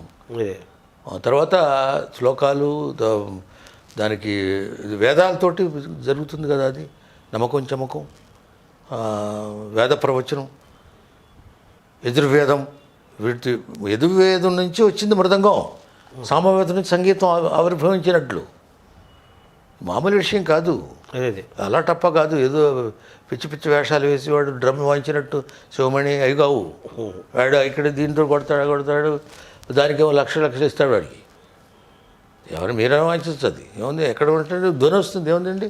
అవును, అలా కాదు, దాంట్లో ప్రావీణ్యత సంపాదించి వాయించగలుగుతాడు. కానీ దీనికి అలవాటు పడిపోయారు. నాదస్వరం వేరు, సైకిల్ హారన్ వేరు కదా. అవును, కారు హార్న్ ఉంటుంది, నాదస్వరం సైకిల్ అదే సైకిల్ అండి. నాదస్వరం ఉత్తి దానికి శృతి అన్నీ ఉంటాయి, సంగీతానికి ఏదో శబ్దం ఉంటుంది. ఇది మృదంగం అనేది ప్యూర్లీ సైంటిఫిక్ అండి, వేదము శాస్త్రము. తర్వాత ఈ మృదంగం అనేది కేవలం ఎక్కువ దక్షిణాదిలో ఎందుకు ఉంటుంది సార్? అంటే అక్కడ దీన్ని అభిమానించే వాళ్ళు ఎక్కువ ఉన్నారు. మహారాజుల పోర్షన్లో ఉంది అప్పట్లో జమీందారులు, తంజావూరు మహారాజు, అట్లాగే తిరువాన్కూరు, ఇటు చామరాజ్ ఒడయార్ వాళ్ళ యొక్క అధీనంలో ఉన్నప్పుడు ఈ కళలను బాగా పోషించారు. అప్పుడు విద్వాంసులుగా తయారైన వాళ్ళు శిష్య పరంపర వచ్చారు.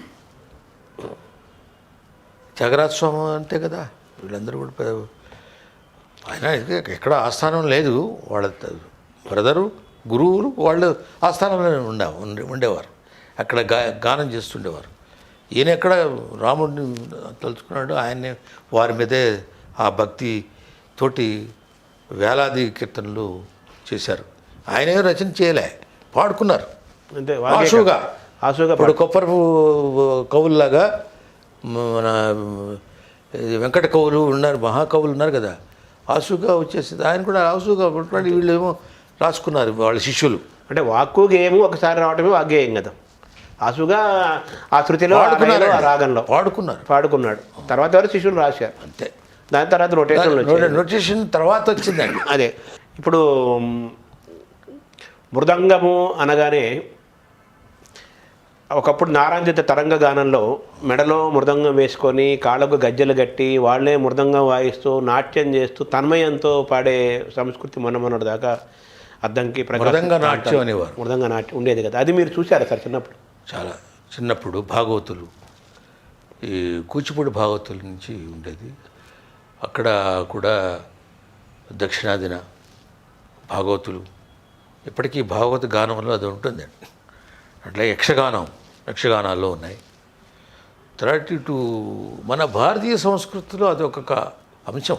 అంటే మన భజనల్లో కోలనల్లో అది కూర్చుని వాయిస్తారు. నాట్యం మటుకు మెడలో వేసుకుని వాయిస్తుంటారు. తర్వాత ఉంచవర్తిలో ఉండేవి, అది చేసి భజన చేస్తుంటారు, ఆవిడ మెడలో వేసుకుని వాయిస్తారు. ఇది బెంగాల్లో ఒక కోల్ అని ఉంటుంది, అది మెడలో వేసుకుని వాయిస్తారు. డ్యాన్స్ కూడా పఖావాజ్ అంటారు, అయ్యో అది కాదు, కోల్. అది మృత్ అంగం అంటే అదే. ఇది ఇక్కడ దక్షిణాది ప్లస్ అంగం ఇది కూడా మృదంగం. అదే మృత్ అంటే ఇదండి, మట్టి మట్టి కరెక్ట్ అంతే. బ్రహ్మతో నిర్మాణం జరిగి ఆయన చేసింది అది. అవును, ఆ సర్పాలతోటి పొదిగి లాగి చేసినవి చాలా చరిత్ర ఉందిలేండి. సార్ ఇప్పుడు మీరు 36 గంటల పాటు మృదంగాన్ని వాయించి గిన్నిస్ బుక్ రికార్డు తెచ్చుకున్నారు కదా, మీకు ఆలోచన ఎలా కలిగింది సార్? అప్పటికే నేను అనేక వందలు వేలు కచేరీలు వాయిస్తున్నాను. మృదంగం నాకు భుక్తి అయింది. పరమశివుడు నాకేమి రానివాడిని, విద్య లేదు. అంటే విద్య అంటే మృదంగ విద్య ఉంది కానీ చదువు లేదు, సంస్కారం ఉంది. అద్భుతమైనటువంటి నాకు స్నేహితులు ఉన్నారు. అంతే చెప్పాను, ఐఏఎస్ ఐపీఎస్ మినిస్టర్లు అందరూ ఎక్కడికి వెళ్ళినా ఏ పనైనా అయిపోయేది. ఫోన్లో జరిగాయండి, అంటే ఉద్యోగాలండి, మామూలు విషయం కాదు. మావాడు మావాడంటే మావాడేం కాదు, వాడు ఎవరో అడుగుతారు, ఫోన్ చేస్తే అయిపోయాయి. ఎలా అయిపోయాయి అనుకుంటున్నారు? బ్యాంకుల్లో ఉద్యోగాలు వస్తాయా? బ్యాంకుల్లో అపాయింట్మెంట్స్. అప్పట్లో బ్యాంకులో ఏముందండి, ఆ చైర్మన్ లేకపోతే ఎండి ఉండే వాళ్ళకి ఒక మాట చెప్తే వాడిని తీసేసుకునేవారు. వాళ్ళు ఇంటర్వ్యూలు ఏమీ లేవు, నోటి మాటే. తర్వాత మరి రైల్వే, ఆర్టీసీ, పెద్ద పెద్ద బిహెచ్ఎల్, హెచ్ఎంటి ఇలాంటి అద్భుతమైనటువంటి సంస్థల్లో ఆ ఎండీకి వాళ్ళకి డైరెక్టర్లు ఉండేవాడు, జనరల్ మేనేజర్ తీసేసుకునేవారండి. హెచ్ఏఎల్ ఇలాంటి సంస్థలు, బిడిఎల్, ఐడిఎల్. అప్పట్లో చెప్తున్నాను, స్టేట్ గవర్నమెంట్లో, కాలేజీల్లో అనేక సంస్థలు, ఇప్పుడు మామూలు ఎడ్యుకేషనల్ ఇన్స్టిట్యూట్స్ ఎంతోమందికి నేను సీట్లు ఇప్పించానండి, డాక్టర్ సీట్లు, ఇంజనీరింగ్ సీట్లు ఎలా వచ్చాయండి? వాళ్ళే చేసినాయి ఆ మహనీయులు. నాకు ఎవరైతే నేనంటే అభిమానంతో ఉన్నారో వాళ్ళే ఇచ్చారు. నేను అంతకన్నా నాకేముంది? అది ఈ గిన్నీస్ బుక్ దగ్గర ఉంది సార్.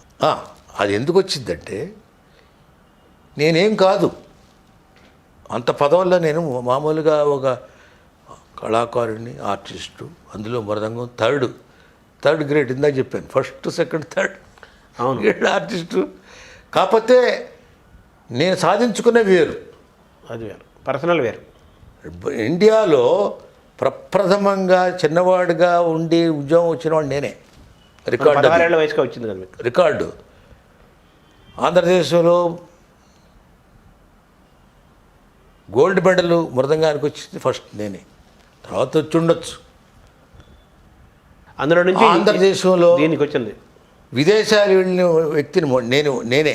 మృదంగం ద్వారా మృదంగం ద్వారా వెళ్ళిన వాడిని. ఓకల వాళ్ళు ఎవరు వెళ్ళలే. నేను వెళ్ళినప్పుడు సన్మానాలు చేశారు.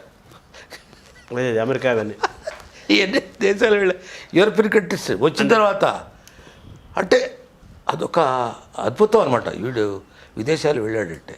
అదే ఈ గిన్నీస్ బుక్కి నేను చెప్తున్నాను. ఇలాగా ఉన్నప్పుడు అమ్మవారికి భగవంతుడిని ఏం చేయటంలే, తద్వారా నేను లాభం పొందుతాను. నాకు ఇంత ఇన్ఫ్లుయెన్స్ వచ్చింది జాతీయ అంతర్జాతీయ స్థాయిలో. నేను రూపకల్పన చేసిన శివతాండవానికి జాతీయ అంతర్జాతీయ బహుమతులు వచ్చాయి. అది వీటన్నిటి ప్రేరణతో మీరు ఏదైనా చేయాలని. నవమృదంగం జాతీయ స్థాయి. నవమృదంగం అనేది మృదంగ సృష్టిలో చరిత్రలో లేదు. అదే మంచి ఒక చరిత్ర వచ్చింది దానికి. అవును, అదంతా భగవంతుడి యొక్క సంకల్పం. అంటే దాంతో ఆ ప్రేరణతోటి ఏంటి అక్కడ మనసులో ఏంటి కోరిక, పరమశివుడికి అంటే ఈ అమ్మవారికి, అయ్యవారికి మనం ఏదో చెయ్యాలి. ఏం చేస్తాం? నైవేద్యం రోజు పెడుతున్నాం. నేను కార్యక్రమం ఇస్తే అదే నైవేద్యం. అనేక దేవాలయాలు వాయిస్తున్నాను. అయికావు నాకు నేను ఏం చేశాను? 24 గంటలు చెయ్యాలి దీక్షతో. అంటే నాదం వినిపించాలి. నాద బ్రహ్మ సృష్టించి అక్కడ అర్పణం చేయాలి. మంచినీళ్ళు ముట్టుకోకూడదు, ఆహారం ముట్టుకోకూడదు, తద్వారా నేను డబ్బు తీసుకోకూడదు. అక్కడ మహాయాగం జరగాలి, రుద్రయాగం. ఆ రుద్రయాగం జరుగుతూ ఈ నాదయాగం జరిగింది. నారాయణ రెడ్డి గారు ఏమిటి మన ఆయన కవి ఉన్నారు కదా, దాశరథి, తర్వాత ఆయన వచ్చారు మన అవధాని గారు, దివాకర్ల వారు, ఇలా అనేక మంది కవులు వచ్చారు. అంటే ఇది ఒకసారి మనం సమర్పించుకోవాలి అమ్మవారికి, అయ్యవారికి. అదే అయ్యవారికి ఇది సంకల్పం. ఎడ్యుకేషన్ మినిస్టర్ ఉండేవారండి, ఆయన పేరు బాటం శ్రీరామూర్తి గారు. చాలా సంస్కారవంతుడు. ఆ ఎడ్యుకేషన్ మినిస్టరు కల్చరల్ అఫైర్స్ కూడా ఉండేది. అవును, అప్పుడు స్వామిరాజులు గారు director, cultural affairs director of culture, Apparao గారు. అట్లా తర్వాత నేను వెళ్ళి అడగగానే ఇలా నాకు సంకల్పం కలిగింది. 24 గంటలు కార్యక్రమం నిర్విరామంగా. బాటం శ్రీరామూర్తిని అడిగాను. సంతోషపడ్డాను. వెంటనే ఫోన్ చేసి స్వామిరాజులు గారిని పిలిపించాడు. అనుకున్న మొదటి రోజునే అయిపోయిందండి. రెండో రోజు వర్షం వస్తుంది అప్పుడు ఆగస్టులో. దానికి ఏమి కావాలని అడిగారు. యాగం చేయాలి, రుద్ర అభిషేకం కాదు, మహారుద్ర యాగం చేస్తూ మృదంగ యాగం, మృదంగ మహాయజ్ఞం అని పెట్టాను పేరు. దాని మృదంగ మహాయజ్ఞం చేస్తూ అందరూ అయితే అందరిని పిలవడం, ఎంతమంది కావాలి ఋత్విక్కులు, దానికి అయ్యే ఖర్చు అన్ని వాళ్ళు ఎస్టిమేషన్ వేసుకున్నారు. వాళ్ళందరినీ గవర్నమెంట్ తలుచుకుంటే ఉందండి. అవును. ఇది ఎక్కడ జరిగిందంటే ఎక్కడ చేద్దాం, రవీంద్ర భారతి అంటే యాజనం చేయడానికి వీలేదు, ఓపెన్ ప్లేస్ కావాలి. హోమాలు అంటే మన శృంగేరి పీఠం ఉంది కదా, శంకరమఠం. శంకరమఠంలో అనుకున్నాం. నా నా నా భావన కూడా అదే. ఓకే, అయిపోయింది. 24 గంటల నుంచి 36 గంటలకు ఎలా వెళ్ళింది? నేను ఆపలేదు కదా, ఆపమంటాడు ఆయన బాటన్ శ్రీరామూర్తి గారు. చాలా శ్రమ అయిపోతున్నాడు పాపం పిల్లవాడు, ఆయన ముందు నేను కుర్రాడే కదా. అంటే ఆహారం ఇది కూడా లేదన్నారు, నిద్ర కూడా అది వాటర్ నిద్ర ఉండదు, కనీసం మంచినీళ్ళు కూడా తాగలేదు. వాంటెడ్లీ తాగకూడదు అంతే, భోజనం చేయకూడదు అంతే, ఈ యజ్ఞం జరగాలి. అయింది. సాయంత్రం సంధ్యావేళ శివతాండం వాయిస్తున్నానండి, సంధ్యాతాండం, ఆనందతాండం. ఈ గాలి అయితే వచ్చిందో ఎగిరిపోయాయి, జనం విపరీతంగా కూర్చున్నారు. ఆ ఏరియా అంతా బ్లాక్ అయిపోయింది, ఆటోమేటిక్గా అయిపోయింది. అక్కడ రావట్లేదు, జనమే వస్తున్నారు వెళ్తున్నారు, ఫ్లోటింగ్ వెళ్తున్నారు, కూర్చున్నారు. నాతో పాటు చాలామంది అక్కడే కూర్చున్న వాళ్ళు ఉన్నారు పాపం. దేవాలయం కదా, వాళ్ళు కూడా ధ్యానం చేసుకోవడం కానీ ఆ నాదం వినడం కానీ. అద్భుతమైనటువంటి కచేరీలు కదా పెట్టాలంటే కొన్ని లక్షల రూపాయలు అవుతాయి. పెద్ద పెద్ద వాళ్ళు వచ్చారు. ఈ గాలి, వర్షం ఆగిపోయిందండి, చుట్టూ మళ్ళీ వర్షం వచ్చింది, విపరీతమైన వర్షం. ఒక్క చోటే లేదు. నమ్ముతారు ఎవరన్నా? నాకే ఆశ్చర్యం ఇస్తుంది. అంటే ప్రకృతి సహకరించినట్టు కరుణించినట్టు. అంటే ప్రకృతి ధర్మంతో వచ్చిన వాద్యం అది, ప్రకృతి సిద్ధమైనటువంటిది, ప్రకృతిలోంచి వచ్చినది వాద్యం. చెప్పాను, మోస్ట్ సైంటిఫిక్ మృదంగం అది, మామూలు కాదు. సో అలా 24 నుంచి 36 గంటలు వాయించుకుంటూ వెళ్ళిపోయి వదలలేదు నేను. అంటే నేను వదిలితే నేనే కదా, కూడా నేనే, నేనే విరమించేది నేనే. కాబట్టి ఎవరు డిస్టర్బ్ చేయలేదు, అలా పెడుతుంది అది. వస్తున్నారు, వాళ్ళు వస్తున్నారు, తర్వాత కవులు వస్తున్నారు, పండితులు వస్తున్నారు, తర్వాత ఒక్కొక్క మినిస్టర్ ఒక్కొక్క గంటకి పిలుస్తున్నాడు ఆయన బాటన్ శ్రీరామూర్తి గారు. సీఎం గారు వచ్చారు, గవర్నర్ గారు వచ్చారు, చీఫ్ జస్టిస్ వచ్చారు, అందరూ రావడం, ఆనందపడటం, వాళ్ళందరినీ వీళ్ళు ప్రోటోకాల్ కదా వీళ్ళు చేయడం. హైలీ సెక్యూర్డ్ ప్లేస్ అయిపోయింది అక్కడ. ఇక నాకు ఇక చాలా అనుకున్నాం. ఈవినింగు నెక్స్ట్ డే పూర్ణాహుతి అంతా అయిపోయింది, లేవలేను, కాళ్ళు పట్టేసాయి. అప్పుడు గుర్తుకొచ్చాయి మీకు ఇవన్నీ? నాకు స్పర్శ లేదు, అంటే ఇక్కడి నుంచి స్పర్శ లేదు, ఇదే అవుతున్నాయి. మైండ్ పనిచేస్తుంది బాగా, అంతవరకే అద్భుతమైనటువంటి ఇది జరుగుతోంది. ఆ రాత్రి ఈ నవమర్దంగు పలికిస్తుంటే ఈయన వచ్చాడు, ఈ సినిమా వాళ్ళు వచ్చారు, విశ్వనాథ్ గారు వచ్చారు. సరే అక్కడే ఉన్నాడు ఆయన, ఎవరు సోమయాజులు గారు, మినిస్టర్లు కానీ వాళ్ళు కానీ ఐఏఎస్లు ఐపీఎస్ అంతే వస్తున్నారు, వెళుతున్నారు. ఇంట్రెస్ట్ ఉన్న వాళ్ళు అట్లాగే ఉన్నారు. అద్భుతంగా జరిగిందండి. రికార్డుగా స్థాపించాలనేది భావనతో కాదు, గిన్నీస్ బుక్ కోసం కాదు. ఇప్పుడు అలా అయితే 4 రోజులు వాయించేస్తాను ఇప్పుడు కూర్చుని. అది చేయటం వల్ల గిన్నె అవార్డు వచ్చింది, కానీ అవార్డు కోసం వచ్చింది, తర్వాత పంపించారు, అది క్రియేటెడ్. నా తర్వాత చాలామంది నృత్యం కానీ ఇంకోటి కానీ చేయటం మొదలెట్టారు. తర్వాత ఆస్థాన విద్వాంసులుగా నన్ను నియమించడం జరిగింది ప్రభుత్వం, రాష్ట్ర ప్రభుత్వం, అంజయ్ గారి ప్రభుత్వంలో. ఆయన ఇంత చేశాడు ప్రయోగం, మనకి రాష్ట్రానికి ఇంత పేరు వచ్చింది, సంగీతానికి ఇంత పేరు వచ్చింది, ఆయనకి ఏదో చేయాలని చేశారు. ఇది జరిగింది. అది Guinness book of world record. ఇంత అలాంటి ప్రయోగమైనటువంటి కార్యక్రమం ఇంతవరకు జరగలేదు. అంటే గిన్నీస్ బుక్ కోసం స్వార్థపూరితంగా లేదు, ఇది గిన్నీస్ బుక్ కోసం చేయలేదు కాదు. ఆ శివుడికి ఒక అర్పణగా కృతజ్ఞతగా చేశారు అంతే. అది దానికి గిన్నీస్ అవార్డు వచ్చింది. మీకు చాలా వచ్చినాయి, అంతకుముందే వచ్చినాయి స్వామి. Guinness national international awards already I got. అప్పటికే నేను ఇండియాలో నెంబర్ 1 స్థానంలో ఉన్నాను అప్పటికే. అవును. అంటే ఇన్ని గంటల పాటు ఒక గ్యాప్ లేకుండా వాయించడం అనేది సామాన్యమైన విషయం నీళ్లు కాదు. మంచినీళ్ళు లేవు, ఆహారం లేదు, అదే నిష్ఠగా మొహం కడుక్కోవడం అలాంటివి ఏమి లేవు. అదే లేకపోతే టాయిలెట్స్కి వెళ్ళడం అదే నో. లోపల పట్టుదలగా కూర్చున్నారు. అంతే. తర్వాత ఇవన్నీ పడిపోయి అదే అబ్బో నా భయం వేసింది. నేను ఇంకా వాయించలేనేమో, మూర్ఖత్వం అయిందా, నేను ఇలా చేశానా. అప్పుడు డాక్టర్ దగ్గరికి వెళ్ళి అన్ని టెస్ట్ చేసుకుని అన్ని అవయవాలన్నీ బాగా పనిచేస్తున్నాయి. కానీ సార్ జుగల్బందీలు కూడా మీరు చేశారు కదా చాలా చేశానండి. మందితో. ఆ జుగల్బందీ మీకు బాగా తృప్తినిచ్చేవి, బాగా ఒక సవాలుగా అనిపించినవి ఏంటి సార్? జుగల్బందీ కార్యక్రమం అనేది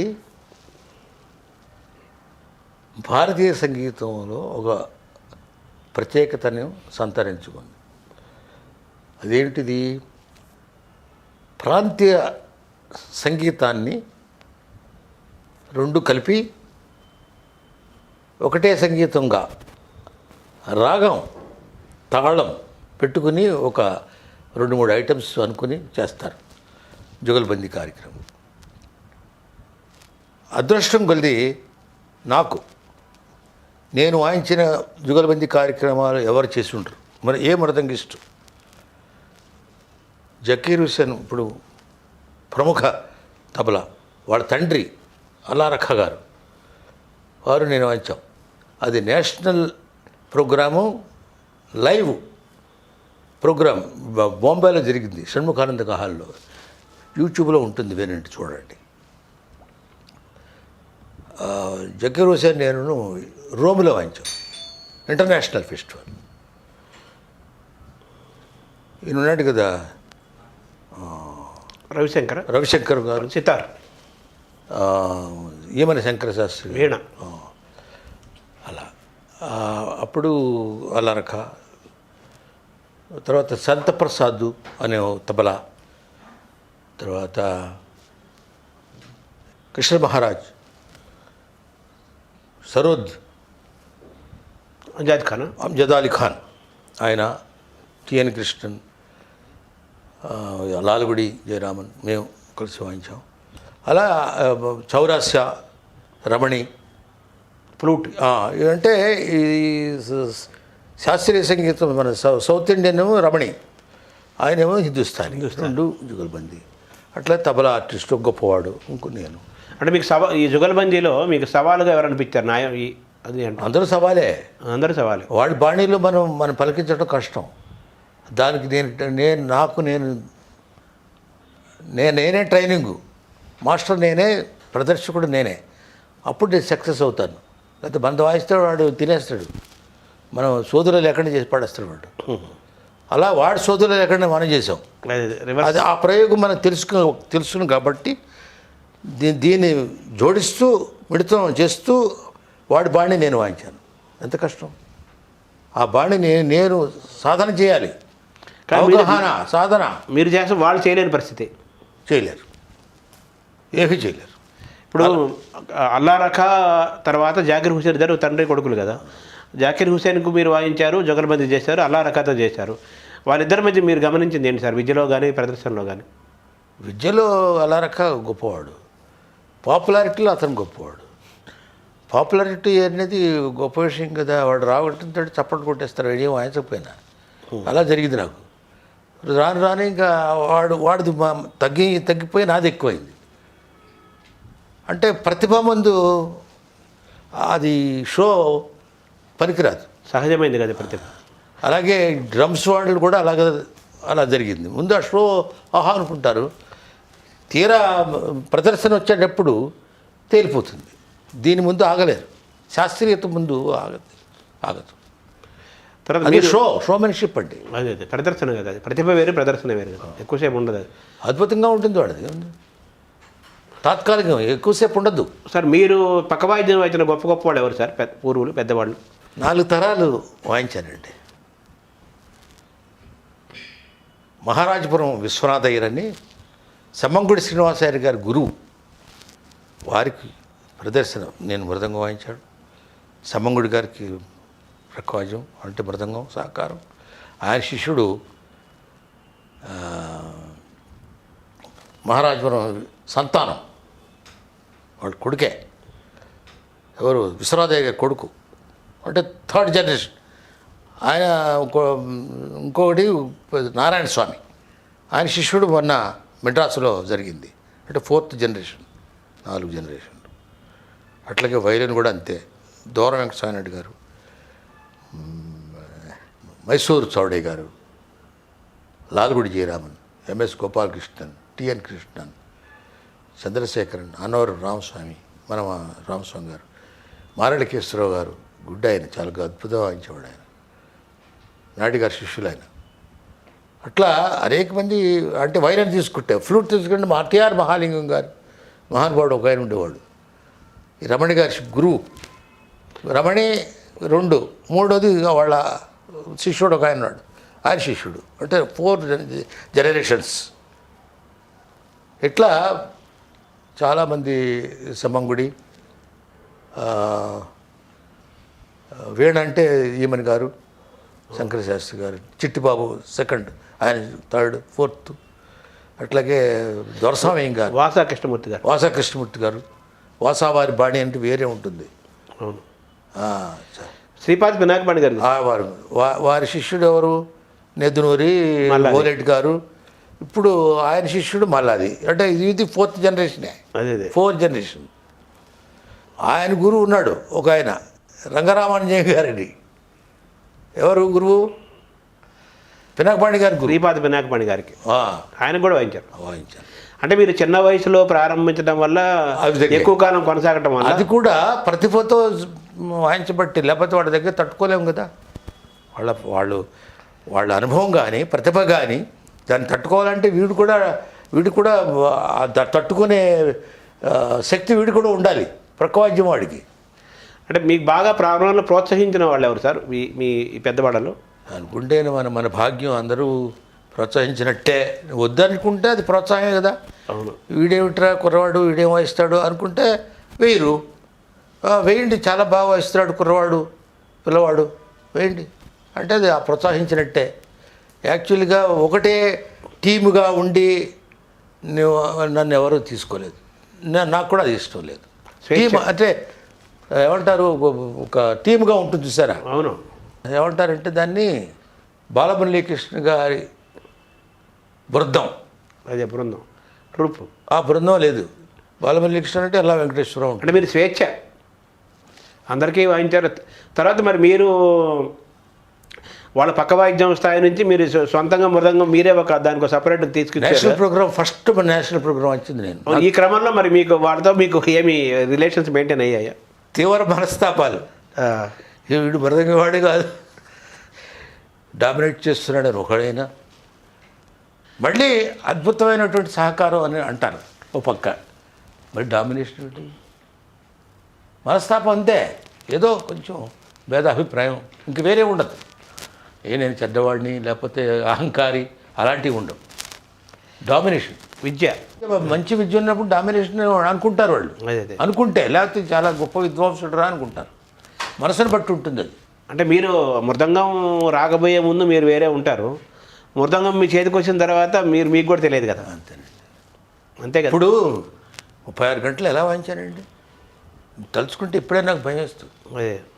సహకరించదు శరీరం కదా, నిద్ర లేదు, ఆహారం లేదు, మంచినీళ్ళు లేవు, పోనీ పళ్ళరసం, కాఫీలు, టీలు ఇవన్నీ ఉంటాయి కదా. పోనీ ఆహారం లేనప్పుడు ఇవన్నీ ఉంటాయి. అంటే సంగీతపరమైన రసమే కానీ ఏ రసం లేదు. అది సంగీతంలో నవరసాలు అదే చేసి ఆ రసం గురుడు. అంటే మీరు చెప్పారు కదా, 4 తరాలకి నేను చాలా మందితో నేను వాళ్ళకి నేను అట్లాగే జేఎన్బి గారు, ఇలా అంటే ఈ మహానుభావులు అండి వాళ్ళు. కేవి నారాయణ స్వామి గారు, ఓలెట్టి వెంకటేశ్వర గారు, నేదునూరి కృష్ణమూర్తి గారు, ఇలా ఏంచూరి విజయరావు గారు తెలుసు. రావేశ్వరరావు గారు అదే బాగా. తర్వాత సరే, వారసత్వం మీరు ఎలా, మీ ఇంట్లో వారసత్వం, మృదంగ వారసత్వం ఎలా కొనసాగుతుంది? మా తాతగారు వాయించేవారు. ఇప్పుడు మీ తర్వాత ఉంటున్నారు. మా అబ్బాయి, నేను 5th జనరేషన్, 6th మా అబ్బాయి మృదంగం వాయించేవాడు. ఆ అబ్బాయి సోమశేఖరం అని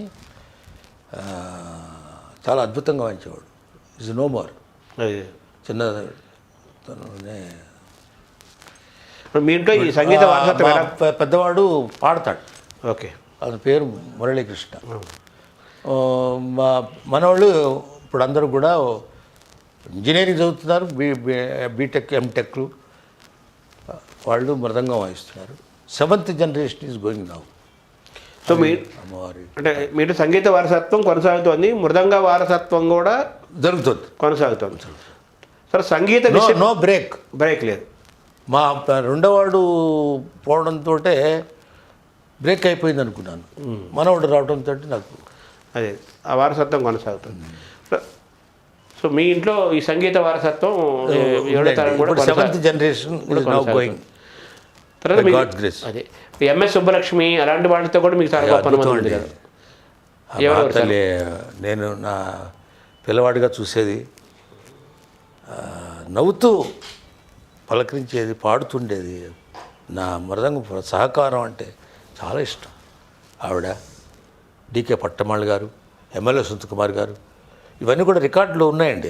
అప్పుడు ప్రదర్శించిన కార్యక్రమాలు రికార్డ్ చేశారు ఎవరో, ఇప్పుడు యూట్యూబ్లో పెడుతున్నారు అవి.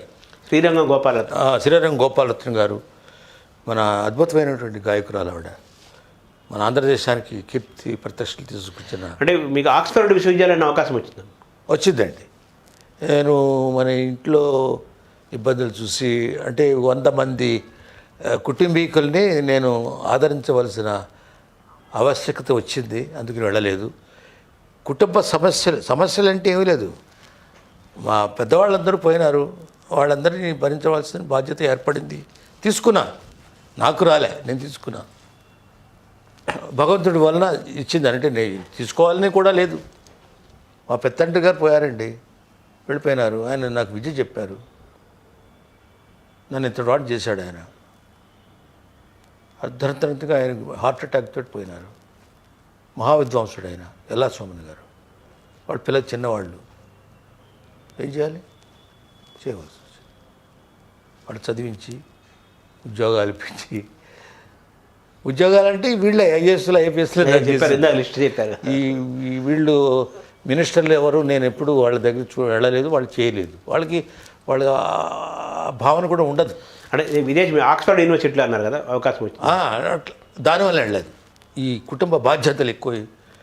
అట్లా మా తల్లి తరఫున కానీ, తండ్రి గారి తరఫున కానీ, మా నాయనమ్మ గారి తరఫున కానీ, వాళ్ళందరూ కూడా పాపం చదువుకుని ఏమి ఉద్యోగాలు లేక ఉన్నప్పుడు వాళ్ళని భగవంతుడి దయ వల్ల మనం ఏదో చేసాం, వాళ్ళు ఒక స్థాయికి వచ్చారు.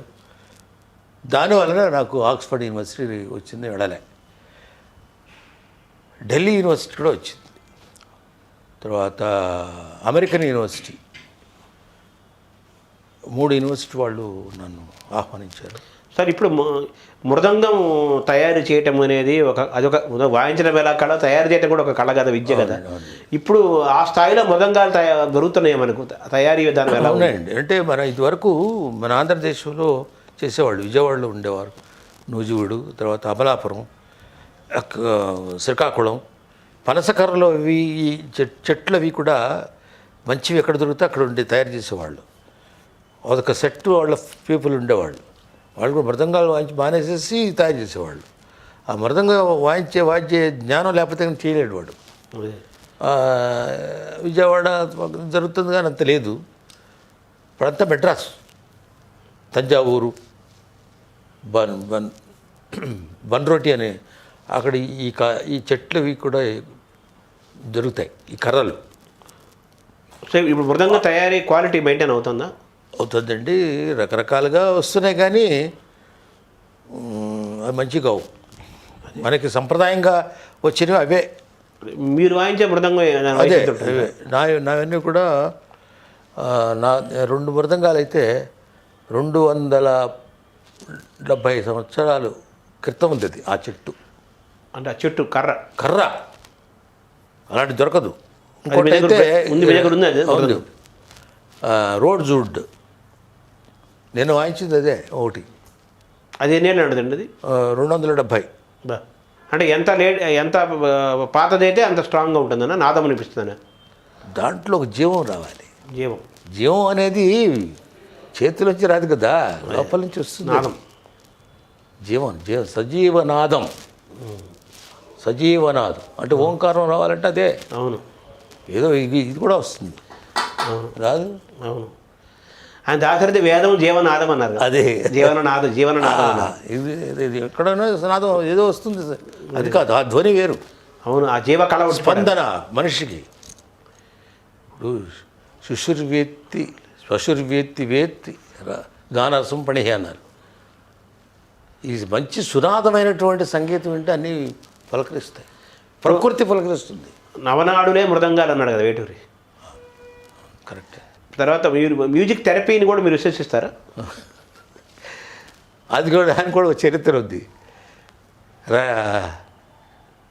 విదేశాల్లో నేను వెళ్ళిన సోలోనే వాయించాను మృదంగ కార్యక్రమం. జపాన్లో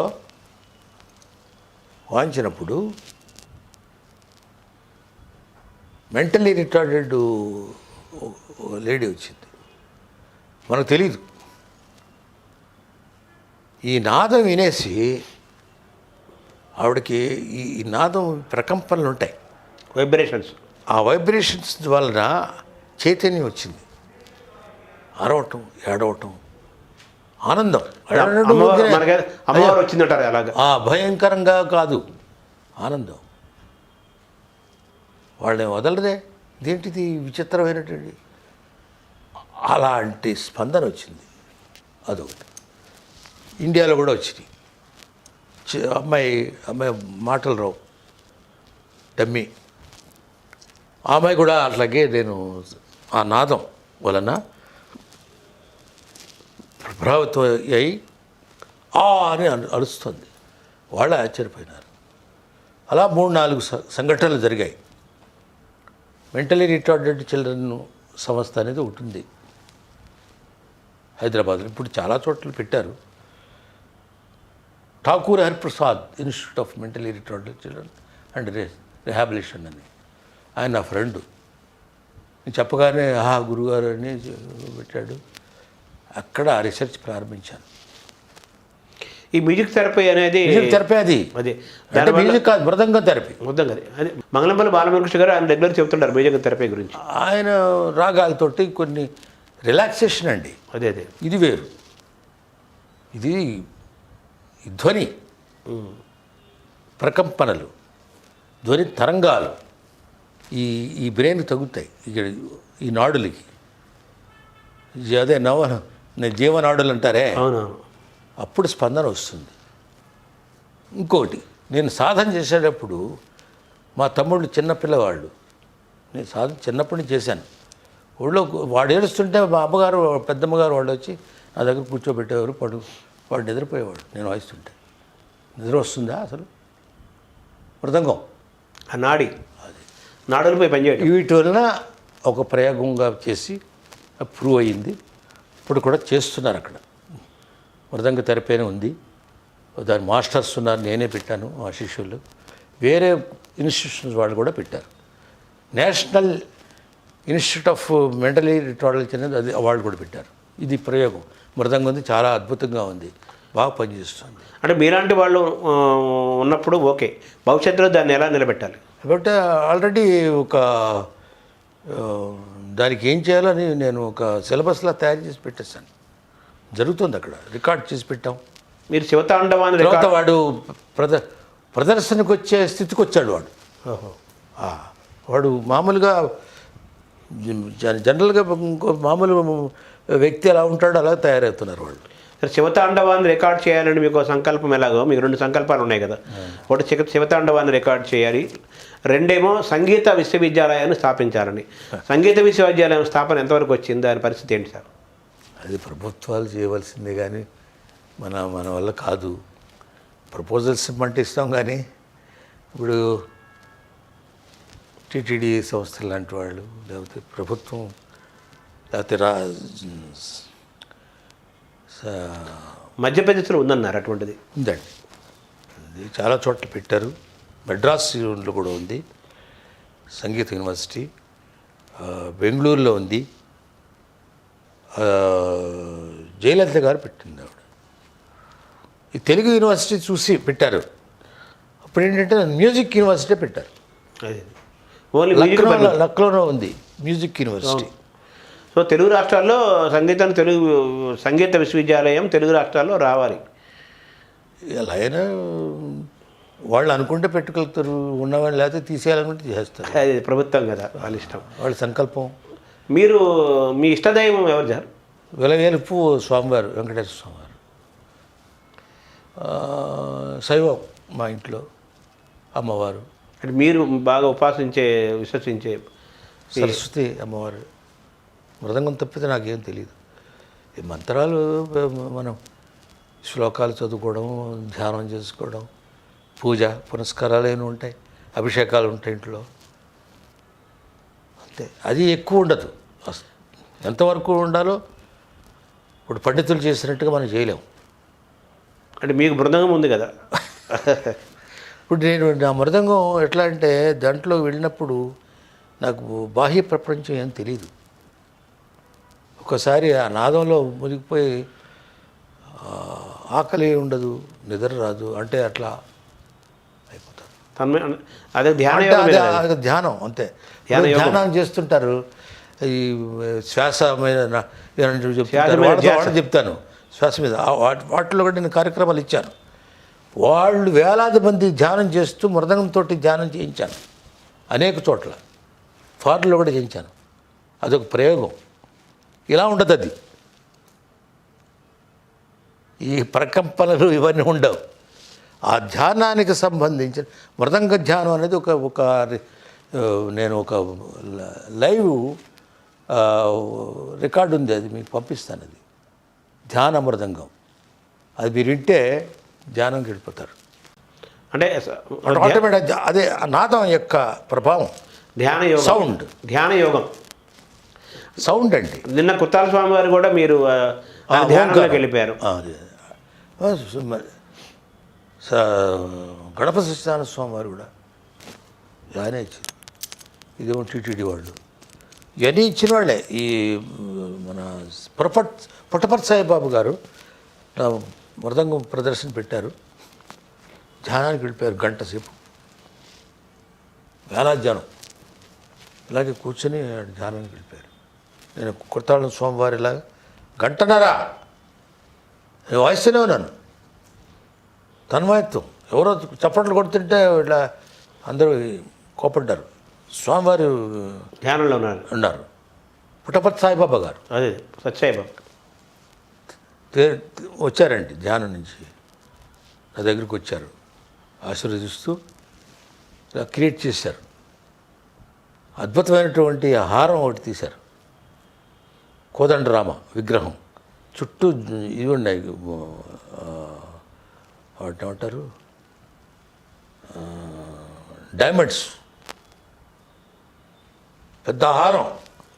ఎలా అంటే సృష్టి ఆయన చేశాడు. ఆయన అందరూ చూస్తుండగా ఉంటారు 10,000 మంది జనం భక్తులు. మళ్ళీ వేశారు. అది ఇప్పటికే ఉంది. ఇలాంటివి చాలా జరిగాయి. మీరు రోజు ఎంతసేపు సాధన చేస్తారు? రూపకల్పన చేయటం ఒకటి, కొత్తవి ప్రయోగాలు నిత్యం జరుగుతుంది. అది నిత్యకృత్యాల్లో నిద్ర భోజనం ఎట్లా చేస్తామో ఇది కూడా అంతే జరుగుతూ ఉంటుంది. దానికి కౌంటింగ్ లేదు. ఎన్ని గంటలు ఒకసారి రాత్రి అంతా నిద్ర లేకుండా చేస్తుంటాను. నిద్ర రాదు, అందులో వెళ్ళిపోతుంది. మృదంగం ఫిజికల్గా కూర్చుని ఇప్పుడు కూర్చున్నానంటే 2 అవుతుంది, 1 గంట అవుతుంది. అలాగే ఒక 4-5 గంటలు రోజుకి సాధన ఉంటుంది. ఈ వయసులో కూర్చోవడం కూడా కుదరదండి. మృదంగం కాలు మీద పెట్టుకుని వాయించినటువంటి ఫిజికల్గా ఏంటి దైవశక్తి దైవబలం ఉంటేనే చేయలేము ఇవి. మృదంగం వేయలేరు మీరు నాది. అవునండి, అంత బరువు ఉంటుంది, వెయిట్. అంటే ఆ కర్ర యొక్క బరువు 270 సంవత్సరాలు లేదన్నారు. నేను వాయించింది అదే. ఇప్పుడు మీ ఆరోగ్య రహస్యం సంగీతమే అంటారు, మానసికమైన ఆరోగ్యం. ఇంకో విషయం, గోపిచంద్ర గారు నాకు హార్ట్ బైపాస్ సర్జరీ చేశారు హైదరాబాద్లో.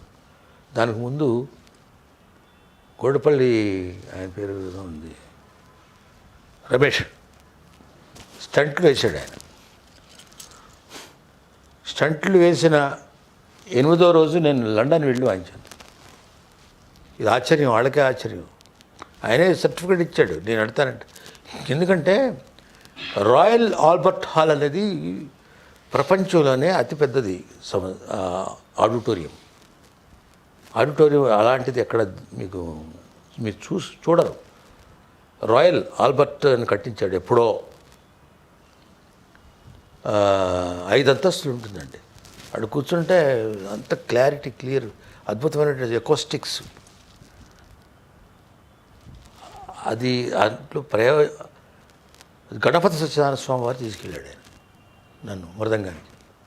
రమణి గారు వచ్చారు నాతోటి, జకీర్ హుసేన్, ఇలాంటి పెద్దవాళ్ళు అందరూ, ఎల్ సుబ్రహ్మణ్యం వైలన్, నేను వినాలి, నేను మృదంగం.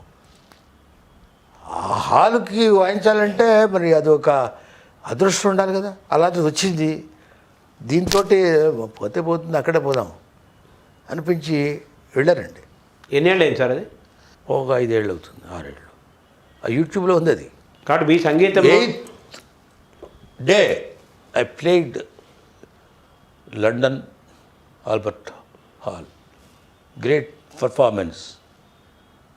ఆ మధ్యలో ఎక్కడ ఆగిపోతుందని నాకు చాలా శ్రమపడ్డాను. అంటే డిటర్మెంట్, మన సంకల్పం చేయాలి. దాని తర్వాత మళ్ళీ వచ్చిన తర్వాత అది బైపాస్ సర్జరీ జరిగింది. భగవంతుడి దేవాలే నేను బాగానే ఉన్నాను. మా గోపిచంద్ గారే చేశాడు. అలా చాలా ఏదో ఒక కాన్సర్ట్కి వెళ్తూ కారు యాక్సిడెంట్ అయింది. ఇవన్నీ విచిత్రమైనటువంటి సంఘటనలు అండి. భగవంతుడు అలాగా కొన్ని చేస్తాడేమో మరి. లారీ వచ్చేసింది కారులోకి, ఇక్కడ ఉంది. ఇవన్నీ పెంకులన్నీ వెళ్ళిపోయాయి. చెనగేరి స్వామి గారు సన్మానం చేస్తున్నాడు. జగ్గైపేట పిలిచారు. రక్తం అక్కడ హాస్పిటల్ ఉంటే కామినేని హాస్పిటల్ అక్కడే జరిగింది. తెలిసి సాయంత్రం వెళ్ళాం. కచేరీ వాయించలేదు, అయింది. వచ్చి ఒక 4 రోజుల తర్వాత 10 రోజులు 15 రోజులు పుట్టపర్తిలో కార్యక్రమం పెట్టాను నాది. వెళ్ళి వాయించాను. ఆ ఫోటోలన్నీ ఉన్నాయి. ఎంత ముఖం ఎంతలా అయిపోయింది.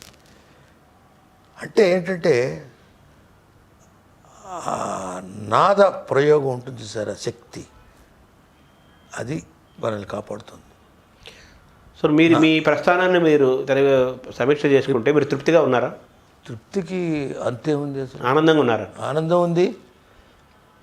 కొన్ని ప్రయోగాలు చేయటం వల్ల నాకు ఆనందం ఉంది, ఎవరు చేయలేటువంటిది సృష్టిలో. అంటే ఇంక ముందు తరాలు కూడా చేయలేనంత పరిశ్రమ దాంట్లో చేయడం వలన తృప్తి. చేస్తారా? చేయొచ్చు, మనం చెప్పలేం కదా. ఇప్పుడు ఫ్యూచర్ ఎలా ఉంటుంది మనం ఏం చెప్పలేము. హాస్టల్స్ ఎవరు లేదు ఇంతవరకు, చేసాం. ఇవన్నీ ప్రయోగాలు ఇంకా ఏ ఆర్టిస్ట్లోనూ మీరు మరి గమనించారా?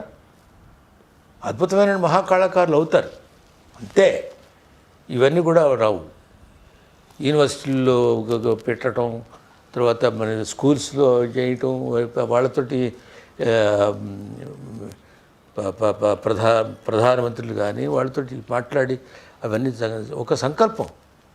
ఈ మధ్య కోవిడ్ వచ్చినప్పుడు ఒక ప్రధానమంత్రి గారు లెటర్ రాశాను. ఆర్టిస్టుల యొక్క జీవన ఇది తగ్గిపోయింది, వాళ్ళకి వృత్తి వాళ్ళు రీత్యా ఎక్కడికి వెళ్ళలేదు ఈ కరోనా వలన. ముఖ్యంగా కళాకారులు చాలా ఇబ్బంది పడుతున్నారని రాస్తే వాళ్ళు ఏదో చేశారు. మోడీ గారికి రాశాను, అమిత్ షా గారికి నేను వెళ్ళి కలిశాను. అదొక పాలసీ మ్యాటర్స్ కింద చేయమని నేను రాశాను, చేస్తారు. మన ఇప్పుడు కిషన్ రెడ్డి గారు కూడా చెప్పడం జరిగింది, అది జరుగుతుంది. అంటే మంచి జరుగుతుంది. అంటే ఏం చేయాలి సార్ కళాకారులు? 3 అడిగానండి. స్థాయి ప్రకారం అంతర్జాతీయ, జాతీయ, రాష్ట్రం. ఇంకోటి లోకల్. ఆ స్థాయి కళాకారులకి జీవన భృతి మీరు పెంచండి. ఏదో 200 300 ఇస్తే సరిపోదు. ఇంత అంతర్జాతీయ కళాకారులు వాడు ఎంత ఇచ్చినా తక్కువే. ఏదో ఫిక్స్ చేయండి. జాతీయ స్థాయి వాడికి కనీసం 25,000 ఇవ్వాలి. ఎవరికి ఏమీ చేయలేని పరిస్థితి. పేద కళాకారులు కూడా ఉంటారు, అనారోగ్య రీత్యా ఇబ్బంది పడేవాళ్ళు ఉంటారు వాళ్ళకి. అలాగే రాష్ట్ర స్థాయి వాడికి 10-15,000 ఇవ్వండి, ఫిక్స్ చేయండి. ఏమో 200 ఇవ్వటం 300 ఇవ్వటం ఇలా పేదవాడికి ఇస్తున్నారు కదా, అలాంటివి కావు. అట్లాగే వైద్య సదుపాయం కనీసం ఒక 10 lakhs ఏదైనా హార్ట్ కంప్లైంటు లేకపోతే ఏవో ఉంటాయి పెద్ద పెద్ద వ్యాధులు, కిడ్నీ ప్రయోగం, ఇలాంటి ఆర్టిస్టులకి చాలా అదే పెద్ద దీర్ఘ వ్యాధులు ఉంటాయి, వాడికి డబ్బులు ఉండవు, వాడికి ఇడితే వైద్యం చేయడు. ఇలాంటి వాడికి ఒక కార్డు ఇచ్చి వైద్యానికి ఒకటే జీవనభృతి, 2 వైద్యం, మూడోది గృహం. బీదవాళ్ళకి గృహం. ఆ గృహాలు ఎలా అంటే ఉన్నవాడికి అక్కర్లేదు, లేనివాడికి లేనివాడి గురించి మీరు చెబుతుంది, లేనివాడికే అడిగాం. ఇది జాతీయ స్థాయిలో చేయమని చెప్పాను. రాష్ట్రాలు ఏవి చేస్తున్నాయి, మోడీ గారు అది అని చేస్తున్నాడు లేకపోతే ఇంకో చేస్తున్నాడు అని అట్లా కాదు, ఎప్పటికీ ఉండేటట్టుగా. ఇప్పుడు ఒక ప్రభుత్వం శాశ్వతమైనటువంటి కళాకారులకి, కళాకారులు అని ఎవడు ఇవ్వాలి సర్టిఫికెటు? ప్రభుత్వం ఇవ్వాలి. అంటే పేదరికంతో ఇబ్బంది పడేవాళ్ళు. అది అంటే ఏమిటి, నృత్యం కానీ మరి వీళ్ళు జానపద కళాకారులు ఉన్నారు, వాళ్ళు చాలా ఇబ్బంది పడుతున్నారు. ఇన్స్ట్రుమెంట్లు తయారు చేసేవాళ్ళు ఉన్నారు, వాళ్ళకి కష్టం అవుతుంది. అలాగే శాస్త్రీయ సంగీతం, తర్వాత ఇంకోటి చెప్పాను, ఇన్స్ట్రుమెంటల్ అన్నీ ఉంటాయి, దాంట్లో అన్నీ వస్తాయి. ఇప్పుడు ప్రభుత్వం ఉంటుందండి, అంటే కళల మీద ఆధారపడి ఇప్పుడు వాడికి కళాకారుడికి ఒక కార్డు ఇవ్వాలి. నేను ఒక గవర్నమెంట్లో మన ఆంధ్రదేశంలో ఉన్నప్పుడు కార్డు ఇప్పించాను, ఐడెంటిటీ కార్డు.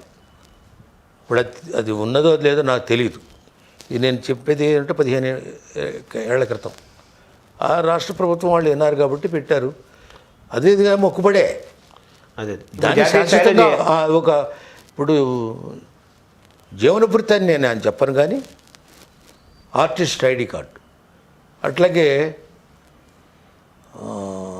దీంట్లో రాయితీలు బస్సులో కానీ ట్రైన్లో కానీ అటు గ్రూప్గా ఇస్తున్నారు, అలా కాకుండా ఇండివిజువల్గా ఆ కార్యక్రమాలకు వెళ్తాడు, మీరు పిలుస్తారు, మీతో ఒక సర్టిఫికెట్ ఉంటుంది, ఇలా మీరు పిలుస్తున్నాను చూపిస్తే వాడికి ఇవ్వాలి.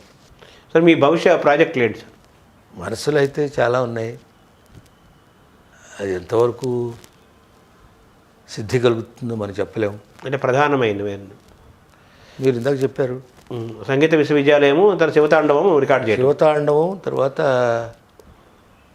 వేదం నాదం అనేది అది మంచి ప్రయోగం. అట్లాగే ఇప్పుడు టీటీడీ వారు ఉన్నారు, స్వామివారిది గద్యం ఉంది.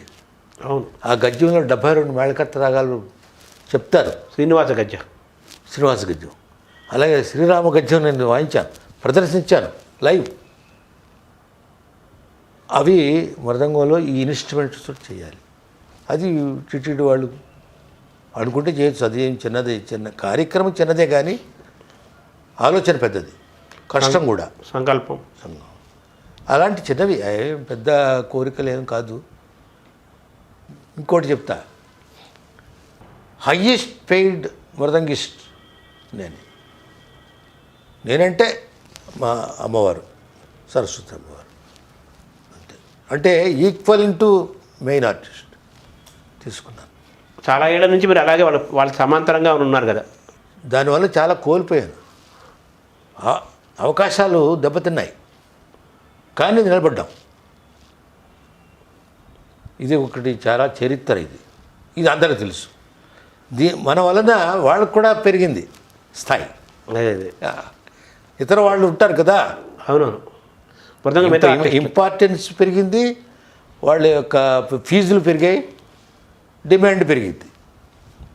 మృదంగం అంటే ఏం తెలుసండి, మధ్యలగాడు అనేవాడు. అదే అదే. చెప్పాను కదా భుజాన్ని అవును, మధ్యలో గాడి దగ్గర నుంచి మృదంగ విద్వాంసుడు. మా తాతగారు సైకిల్ కూడా లేదు, వేసుకునే పాపం వెళ్ళి వాయించేవాడు ఆయన హరికథలకి భజనలకి వాళ్ళకి. సార్ చివరిగా మీరు ఎవరి పట్ల ఎక్కువ కృతజ్ఞతగా ఉంటారు? మా గురువుగారు, దేవుడు, విద్వాంసులు అందరూ మనం గురుభావం భక్తిభావం ఉంటుంది. మా గురువుగారు అంటే అంతే, మరి తప్పదంటే నా విధి ధర్మం. సో మృదంగం యొక్క భవిష్యత్తు పట్ల మీరు విశ్వాసంతో ఉన్నారా? దాని మృదంగ విద్య చాలా విశ్వాసం ఉందండి. రోజు దినదినాభివృద్ధి చెందుతోంది, సందేహం లేదు. ఏంటంటే అంతకుముందు చాలా తక్కువ మంది ఉండేవారు, ఇప్పుడు వందలు వేల మంది తయారవుతున్నారు. మీరు చాలా మందికి తర్వాత మనకి ఉచితంగానే నేర్పించారు కదా. నేను అనుకునేది ఏమిటంటే ఆంధ్రదేశంలో తగ్గుతోంది అది. మన తెలుగు వాళ్ళు ఇదిలో వాళ్ళ యొక్క ఇంట్రెస్ట్ కానీ, అభివృద్ధి అవడం కానీ, శిష్యులను తయారు చేయటం కానీ కొంతమంది. అంటే మీరు కొన్ని వందల మందికి మీరు ఫ్రీగా నేర్పించారు కదా. కొంతమంది భోజనం పెట్టి వాళ్ళు అవకాశం వచ్చింది, ఆ బ్రహ్మాండంగా ఉన్నారు. వాళ్ళు రాణిస్తున్నారా? అయ్యో, దేశ విదేశాలు. ఇప్పుడు మన అమెరికాలో రామకృష్ణ నేతివాడు అబ్బాయి ఇంజనీర్, అతను బ్రహ్మాండంగా ఇస్తాడు. అమెరికాలో ఉన్నాడు, కెనడాలో అబ్బాయి ఉన్నాడు. ఆడవాళ్ళు ఎక్కువ ఉన్నారు, తెలుగు వాళ్ళు కూడా ఉన్నారనుకోండి. కన్నడ వాడు ఇప్పుడు మన పత్తి సతీష్, వంకాయల వెంకటరమణ వీళ్ళంతా ఉన్నారు కదా. వీళ్ళు ఇక్కడ అమెరికా, కెనడా అక్కడ ఉన్నాడు అతను. ఉన్నారు. తర్వాత సింగపూర్, మలేషియా శిష్యులు ఉన్నారు, అక్కడ టీచింగ్లో ఉన్నారు. అంటే వంకాయల పూర్తి వారు కూడా ఉండేవాళ్ళు కదా మృదంగం. వాళ్ళ నాన్నగారు ఉండేవారు, వంకాయల నరసింహం గారు. అవును, పెద్ద విద్వాంసులు, రేడియో కళాకారుడు ఆయన. ఇతను కూడా రేడియో కళాకారుడే. సో మృదంగం పట్ల మీరు అంటే ఇప్పుడు వాళ్ళ తర్వాత మళ్ళీ ఇంకెవరు లేరు. పత్రి సశిషు కూడా ఈ మధ్య నేను ప్రపోజ్ చేసి అతన్ని నామినేట్ చేశాను, అవార్డు కూడా వచ్చింది. ఇలా చాలామందికి మనం ప్రోత్సహించాం. నేను ఆ స్థాయిలో ఉన్నాను కాబట్టి నన్ను అడుగుతాను, నాకు పంపిస్తాను. మీకు బాగా ఇష్టమైన మృదంగ విద్వాంసులు ఎవరు సార్? మొత్తం మీ చిన్నప్పటి నుంచి వింటున్న మాటలు మీకు ఇష్టమైన మృదంగ విద్వాంసులు? మా గురుగారు. మీ గురుగారు కాకుండా పాల్ఘాట్ పన్నీర్ గారు. తర్వాత ఇప్పటి వాళ్ళల్లో మీరు ఎవరిని బాగా ఇష్టపడతారు సార్ ఈ తరాల్లో? ఈ మృదంగం ఆయన తర్వాత ఎవరు లేరండి. పాల్ఘాట్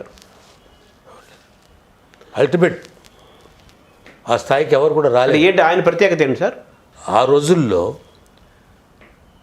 నేను ఈ చెప్పిన ప్రయోగాలు నేను చెప్పాను కదా, మృదంగానికి విలువ తీసుకొచ్చాడు ఆయన. పాల్ఘాట్ వాయించి ఈ మహావిద్వాంసులు చెంబయ్య వైద్యనాథ్ భావతారు, సబ్బంగుడి, వీళ్ళందరికీ, అరీకుడు రామాన్యం గారు, వాళ్ళందరికీ వాయించాడు ఆయన. వాళ్ళు ఏంటంటే మణేర్ గారు ముందు ఆ స్థానం ఇచ్చేవారు. అది ప్రథమ స్థానం మృదంగం అక్కడ వచ్చింది. అంటే మీకంటే ముందు ప్రథమంగా పాలఘాట్ వారే, అంతే కదా. అలా మీ గురువు అంటే అక్కడ ప్రక్కవాద్యమే, బట్ దాని విలువ మణేర్ వాళ్ళు వాంగో ఒక అని ఆయన మళ్ళీ నీకు వాంగో ప్రధాన గాయకుడు, అది వేరే విషయం. పరస్పరం ఉంటుంది అది. అదే ఇది నాది వేరు. అదే కూర్చోటే నేను మధ్యలో కూర్చొని నిన్న చూశారు కదా. అవును, పెద్ద పెద్ద సభల్లో కూడా అంతే. అదే సో పాలఘాట్ చాలా ఇబ్బంది పడేవాళ్ళు. అవును, గాయకులు కానీ ఇప్పటికీ ఇబ్బంది పడుతున్నారు పాపం. సో మీరు ఇష్టపడే బాగా ఇష్టపడే విద్వాంసులు మీ గురువు గారు, తర్వాత పాలఘాట్ మణేర్ గారు, తర్వాత పళని సుబ్రహ్మణ్య పిళ్ళై గారండి సమకాలికులు. వారు ఇంకో ట్రెడిషన్ వారు, అంతే. వాడి తర్వాత ఇంకెవరు లేరండి. వాడి తర్వాత చెప్పుకోవాల్సిందే. కానీ ఇప్పుడు అలాంటి ప్రయోగాలు చేసి నేను చేసిన వాడిని పాల్ఘాట్ మణేరుగా చాలా మెచ్చుకునేవారు. ఆయనకి ఇష్టమైన మృదంగం నేనే, అనాదృష్టం. అది గమనించారా? అవును, గురువు శిష్యుడిని మెచ్చుకోవడం రేరుగా ఉంటుంది. అంటే ఆయన ఎలా గురువు ఎలా అయ్యారు మీకు పాలఘాట్? అవును, మా తండ్రి గారు, మా గురువుగారు వెళ్ళి ఫస్ట్ ప్రథమ శిష్యుడు ఆయన. అక్కడ పాల్ఘాట్ వెళ్ళి నేర్చుకున్నారు ఎలా సోమన్ గారు. ఓకే, ఆయన చాలామందిని శిష్యులు తయారు చేశారు. అంటే మీరు ప్రశిష్యులు ఆయనకి? అంతే కదా.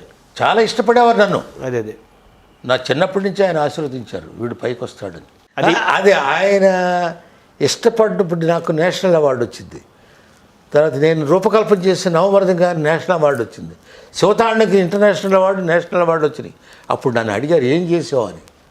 ఆయన తెలియదు ఏంటిది మృదంగంలో ఇవన్నీ ఏమిటని. ఆయన చాలా ఆనందపడుతూ మురిసిపోతేవాడు. చాలామంది ఈర్ష్యపడ్డారు, కానీ ఆయన ఒక్కడే ఆనందపడి అంటే ఆయన వాయిద్యం కదా అది. ఏమన్నారు తెలుసా తమిళ్లో, ఇది ఎలా நமக்கு తెలియదు, మనకి ఏం తెలియవు, ఏదో మనం అయిపోయింది, నువ్వు చేస్తున్నావు ఈ ప్రయోగాలు నువ్వు కొనసాగించాలి, ఇది ఈ భావన ఎవరికి రాలే ఇంతవరకు, మాకెవరికి రాలేదు, నీకు వచ్చింది, నువ్వు కంటిన్యూ చేయి, ఆగొద్దు, విమర్శలు వస్తాయి అది అన్నారు, విమర్శలు ఉంటాయి, డోంట్ వరీ, యు కంటిన్యూ. ఇప్పుడు త్యాగరాజు గారు సొగసుగా మృదంగా తాళం అంటే మీరు గడుసుగా మృదంగా తాళమని అన్నారు మిమ్మల్ని, అంతే కదా? గడుసే ఏమీ లేదండి, గడుసులో సొగసు. హృదయం శోకించింది కొన్ని సంఘటనలు చూసి, అదే అదే దాంట్లో వచ్చేస్తుంది కదా, హృదయం నుంచి వచ్చింది, వేదనలో నుంచి. వేరే వాళ్ళు మీ అనుభవాలు కాదు మళ్ళీ అవి. ఏంటంటే అనుభవాలు అలాంటి మనం స్థాయి తగ్గింది, బాగలేదు, ఏంటి ఇట్లా వాయించాడు అనే ఒక భావన వచ్చినప్పుడు రిటైర్డ్ అయిపోతాను. మీరు ఇంకా ఇంకో 10 ఏళ్ళు మీరు వాయించట్టే కనిపిస్తున్నారు, మీరేమి ఎక్కడ ఏమి జవజీవాలు మీరు విన్నారుగా, నిన్ననే విన్నాను కదా. అది మృదంగ చరిత్రలో బిఏ, ఎంఏ, ఎంఫిల్, పిహెచ్డి కోర్సులు ప్రవేశపెట్టింది మృదంగానికి నేను. ఇందా చెప్పారు మీరు, ఇది ప్రాముఖ్యంగా మీరు చెప్పాలి, నేను కాదు, సొంత డబ్బా కాదు. అవును, ఇది జరిగినది విషయం, జరుగుతున్నది విషయం. నా శిష్యులు పిహెచ్డి చేశారు, వాళ్ళు ప్రొఫెసర్స్ అయినారు, లెక్చరర్స్. ఇందాక అన్నారే అంత ఒక 100 మంది వరకు వాళ్ళు బ్రతుకులు వాళ్ళు బతుకుతారు, ఇళ్ళు కట్టుకున్నారు, కారులో తిరుగుతున్నారు. మృదంగం వాళ్ళు అంతకంటే ఏంటండి, ఎక్కడైనా విన్నాం అసలు? సైకిల్ ఎక్కడా సైకిల్, ఇక్కడ వీడు కారు పెడుతున్నాడు, నెలకి 2-3 లక్షలు సంపాదిస్తున్నాడు మృదంగం వాయిస్తూ. ఇది అభివృద్ధి కదా? మీరు చెప్పండి, మీరు ఆలోచించండి. చెప్పారు మీరు మధ్యలవాడి స్థాయి నుంచి మృదంగ విద్వాంసుల దాకా తీసుకెళ్ళాం. మధ్యల దాసు మృదంగ విద్వాంసుడు అంటాం, దాసు అన్నా పర్వాలేదు, గొప్ప మాట అది. మధ్యలవాడి దగ్గర నుంచి మృదంగ విద్వాంసుడు. మీరు మరి అది గౌరవంగా అంటున్నారు, మధ్యలగాడు. అదే మధ్యలో గాడు, వాడు తెలియదు కదా. ఇప్పుడు ఎన్టీఆర్ గాడు, ఎన్టీ నాగేశ్వరరావు గాడు అనేవాడు కదా, ఈ యాక్టర్స్ అని. ఎన్టీ ఓడు అనేవాడు, ఇంటి వాడు, అదే ఏకవచనం. అట్లాగే మధ్యలగాడు పాడేవాడు రా, వాడు గాయకుడు అంటారు. అదే గీతారే వైలన్లే, వీడు కొడతాడు చూడు, డప్పు, అదే డప్పుట అంటే మృదంగం తెలియదు, పేరు తెలియదు కదా. అందులో మూర్ఖులు ఎవరంటే తెలుగు వాళ్ళే. నమస్కారం సార్. నమస్కారం, చాలా సంతోషం.